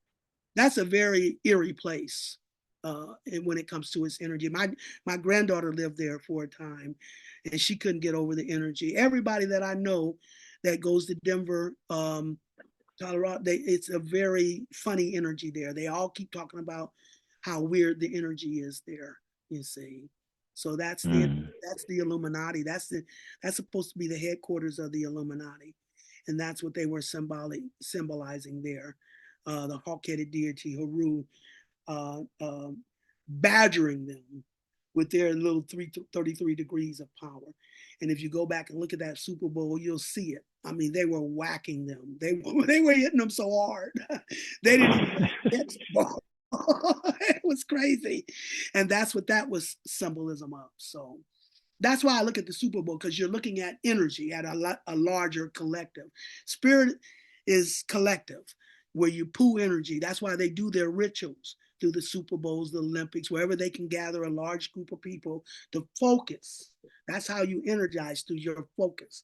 So it doesn't matter if you hate it or love it, just your passion, either passionate hate or passionate love, energized through your focus. So that's how they do their rituals, through these type of measures. We're the ones energizing the illusion. You see, as we buy into it, we're the ones energizing it, as we buy into it. So as we start waking up, we're now blowing holes in the illusion, and it no longer has the power to sustain itself. That's why Humpty Dumpty is now falling off the wall. They speak of Dumpty as an egg, which means he has a fragile position of power because it's not real. And that's why we pull our energy away. There's two more things about Colorado. Huh? Well, the Denver Cowboys just played last night against the Lions. That's Colorado, right? No. Denver, Colorado. Wait. No, the Lions just the Lions just played was Chicago Bears. Yeah, the Bears. I thought it was a Chicago Bears. That's what it was. And see, the Lions is my new second team, and that's more personal for me because my family, we all like the Steelers, but then we get to choose our own personal team as our second team. And I chose the Detroit Lions. I chose them about 4 years ago, even before they got big. And so I've been paying special attention to the Lions. And I think I must have worked my magic for the Lions with the Bears, because they definitely shouldn't have won that game with the Bears. They had lost that game. The Bears, they didn't win the game with the Bears. They won by default. The Bears really messed that game up. They were on their way to tie the game, but then they let the clock run out on them. They didn't have enough time to kick the field goal, so Detroit Lion won. But if I may, I'd like to ask one more question, if I may, please. I apologize for interrupting you, but I'm just wondering about this. I think this is very important. Yes. A lot of people, even in New York and different places, are starting to see spaceships and different things in the sky. Like they try to say there was a fireball over by the Statue of Liberty. I don't know when, but it's on TikTok, and there's a lot of people that's been talking about it, even people from New York. So, and somebody also said there was going to be communication between us and those alien beings, beings from other planets or whatever the case may be. Mm-hmm. What do you feel, or what are you getting in reference to that? Yeah, absolutely. But I don't think there will be. I think they're already communicating with us. They're already helping, and guiding the situation. I think there is a cosmic federation, that is definitely got our best interests at heart. They're giving us, we are getting divine intervention. We've been under the auspices of false parents. Getting back to the Cinderella story, the physical reality is like our step family. It's the spiritual energy and cosmic family that is our real family. If you remember in the Cinderella story, Cinderella was an orphan. She lost her mother first. That is why the father married the stepmother and brought the stepsisters, and then he died, leaving her at the mercy of false parents, or what you call the step parents. We have been under the auspices of the step parents in the physical half, and that's what we're going to complete at the winter solstice, the physical half. That is where we've been under the auspices of the father of illusion, the Ma of tricks, the matrix, and the Ma of terror, materialism. But we are now getting divine intervention from our true parents, righteous Father, Spirit, and Mama Universe. However, because we all get our blessings through Jupiter, the planet Jupiter, the planetary ruler of Sagittarius. Sagittarius is a very optimistic energy. That means you have to be optimistic to tap into your blessings.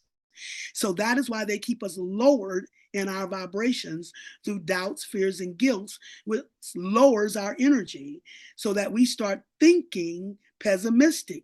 Remember, that's the father's role, righteous thinking. So we are maneuvered through the spiritual realm through our imagination. So they're keeping us imagining bad things through our doubts, fears, and guilt. So we're thinking pessimistic and we're energizing pessimistic. As we begin to lift our vibrations and start thinking optimistic, that Jupiter energy, that is how we tap into the divine intervention that we're getting from our true parents, righteous Father Spirit and Mama Universe. That's a collective, that's a universal system that is our true energy.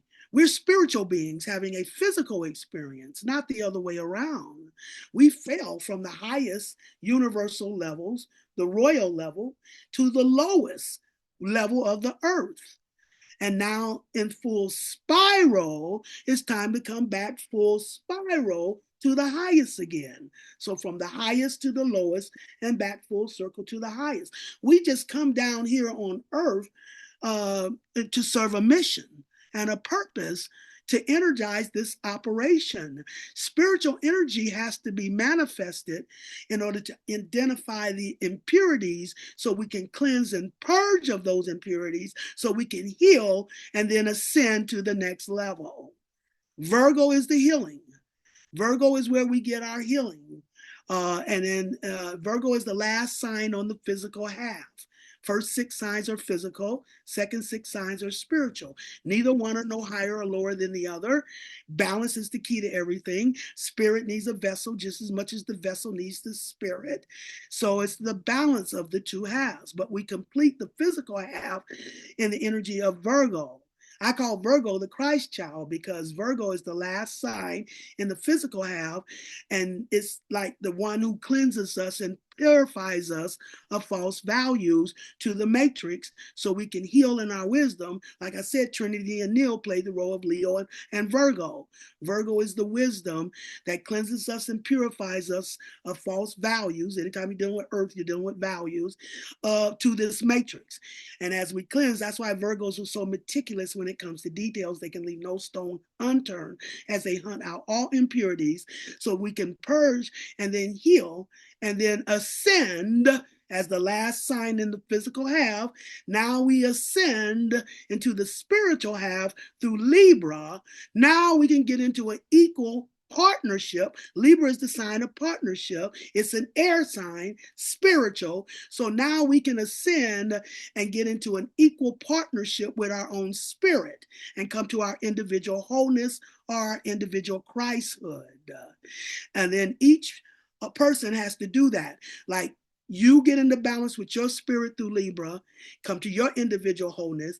Your mate gets into balance with their spirit through Libra, come to their individual wholeness, and only then can the two come together as twin souls. When both are balanced, each with their own spirit, only then can they both come together as twin souls. After Libra, the next energy is Scorpio. Scorpio is the sign of bonding, water. So bonding in the love of the twin souls. Scorpio is a very extreme sign and very intense. So the intensity and the extreme bonding in love of the twin souls is what activates the transformation. Scorpio is the sign of transformation. The Mayans call it the great crossover, where it crosses us over to Sagittarius, which they call the great creative place, where we come to the abundance of our power. So all this has been the physical half now receiving those vibrations from the spiritual half, or the universal, which is that universal, I say, we have a universal team. We have a universal, what did I say before? It's like a federation. That's spiritual, Father Spirit, and that's universal, Mama Universe. So this is this is that team. This is who's been giving us energy vibrations universally, which is equated to a federation that is helping us from other areas of the universe, other planets, other systems. All these are a part of the operation of righteous Father Spirit and Mama Universe. And that is who we're getting divine intervention from. It's just that we have to lift our vibration to tap into that higher. Everything is about a lower and higher vibration. Everything is about a high vibration versus a low vibration. And the more we separate the two, the bigger the gap between the high vibrators and the low vibrators, the more friction between the two. So yes, we're getting divine intervention, and how they describe how it comes down through to us. But that's why you need to be in partnership with your spirit, because your spirit is the connector between you as the physical vessel and that spiritual collective mama, daddy, rescue team that's sending us vibrations from the universe to help lift us up, step us up. Got to bring us out of our doubts, fears, and guilt.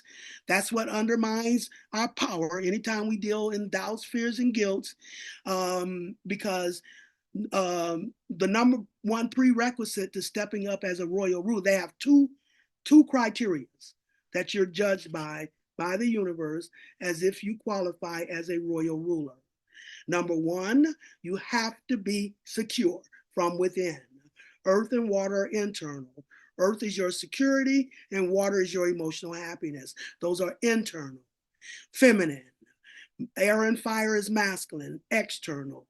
Air is the father, the sun, the fire is the son. That's the masculine half. The water is the mama, the earth is the daughter. That's the feminine half. The feminine is internal. Spirit moves inside out. When you go internal, that's how you connect to Mama Universe within. Bobby also told us, this is something very profound that Bobby told us, that it's us internally. That's how we connect to the universe. It's Mama Universe. She's internal, feminine. You go within. He said that anytime a collective of us come to a common level of vibration internally, we're the ones putting planets in the sky, in the universe. That's our collective energy coming together at the same level of vibration from the internal, and that's what manifests the planets in the universe. This is what Bobby said. So, yes, we're getting divine intervention, whatever form they're telling you that's coming to us. That's the federation that represents Father Spirit and Mama Universe. And they are giving us that divine intervention, but it's coming through to you through your spirit. As high as you can take your vibration, to those higher levels, is as high as you can receive that energy back. Spirit is spiral. We're energy transmitters as well as receivers, but it's what we send out as to what we spiral back. If we're sending out at 20%, we're going to spiral it back at 20%. If we're sending out at 80%, we're going to spiral it back at 80%. That is why they're keeping us mentally programmed in this illusion through doubts, fears, and guilt. I always compare doubts, fears, and I always compare it to the system of illusion, which has to intimidate you into believing it has power over you, but its power is not real. It's all an illusion. Your power is internal. So what they do is that they will get us to bite in to our doubts, fears, and guilt, which is your house of the big bad wolf, and is the system of illusion that has to intimidate you into believing it has power over you, but its power is not real. Your power is internal. So your house of straws is made up of your doubts, your fears, and your guilt. And the big bad wolf can huff and puff. Your house of twigs is made up of your insecurities. And the big bad wolf can huff and puff and blow that house down. But your house of bricks is when you're fully secure from within, walking in that knowing who you are, being secure. Me saying hammer time, you can't touch this. That is me being secure from within. I'm serving a larger universal purpose. This illusionary low-level reality can't touch this. And because I know that, That is what I'm energizing. That is how we energize, through what we know. That's the Aquarian age. I know, Leo, I'm a creative ruler. In order to activate that rulership, if you don't know it, you don't have it. If you can believe they can get you, they can get you. If you know they can't touch you, they can't touch you. So yes, those are the signals we're getting to step up and know who we are, and build up our house of bricks where the big bad wolf can't touch that. You see, so that is why they keep us lowered in our vibration. So we're thinking pessimistic and energizing pessimistic. If we are thinking optimistic, that is why we have to get it through Sagittarius or Jupiter. That means we have to be optimistic. The two prerequisites is you have to be secure from within to qualify as a royal ruler. And this is what the universe will judge you by. Are you secure? That's the earth element. Taurus, Virgo, and Capricorn. Those are the energy of security. Taurus is where you go internal and define your own value and self-worth from within. They took Taurus, the sign of values, on the external, and it's all about the external illusion versus the internal spiritual reality. That's the balance we're doing all the time. The external physical illusion versus the internal spiritual reality. So on the external illusion, they took Taurus, the sign of values, and turned it into materialism. That we gauge our value based on what we possess materially, the work we do in the material. MYRAH. Yes. We got like 7 minutes. Okay. All right. Because I only put us for 3 hours, so it's okay. That's fine with me. I do fine. that. I will run on and on because I got so much. I'm not saying that it was good. I had one question, but I'll get it later. Oh, okay. Well, who do you see up and coming out there that you love to watch? Who do I see up and coming? Okay, I'm gonna sound like I'm beating a dead horse, but I would definitely keep my eye on Kendrick Lamar. Okay, cool. All right. Mm-hmm. I didn't know he was conscious of election. But yeah, okay. Anything else you want to give? You meant election? Oh, yeah. Okay. I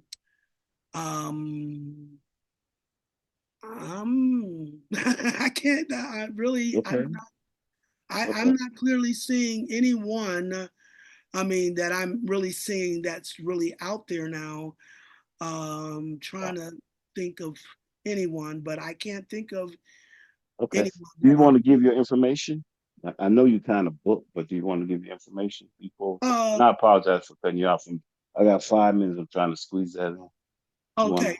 The fact is that I'm only putting out my website. You know, too bombarded, but that, which is sistermyrah.com, in order to book a consultation. And now things have leveled out a little more. I think I'm out to like February, March before you get a consultation. So sistermyrah.com. Will you spell it for the people, just in case? Will I what? Spell it for someone that. Okay, sistermyrah.com, SISTARMYRAH,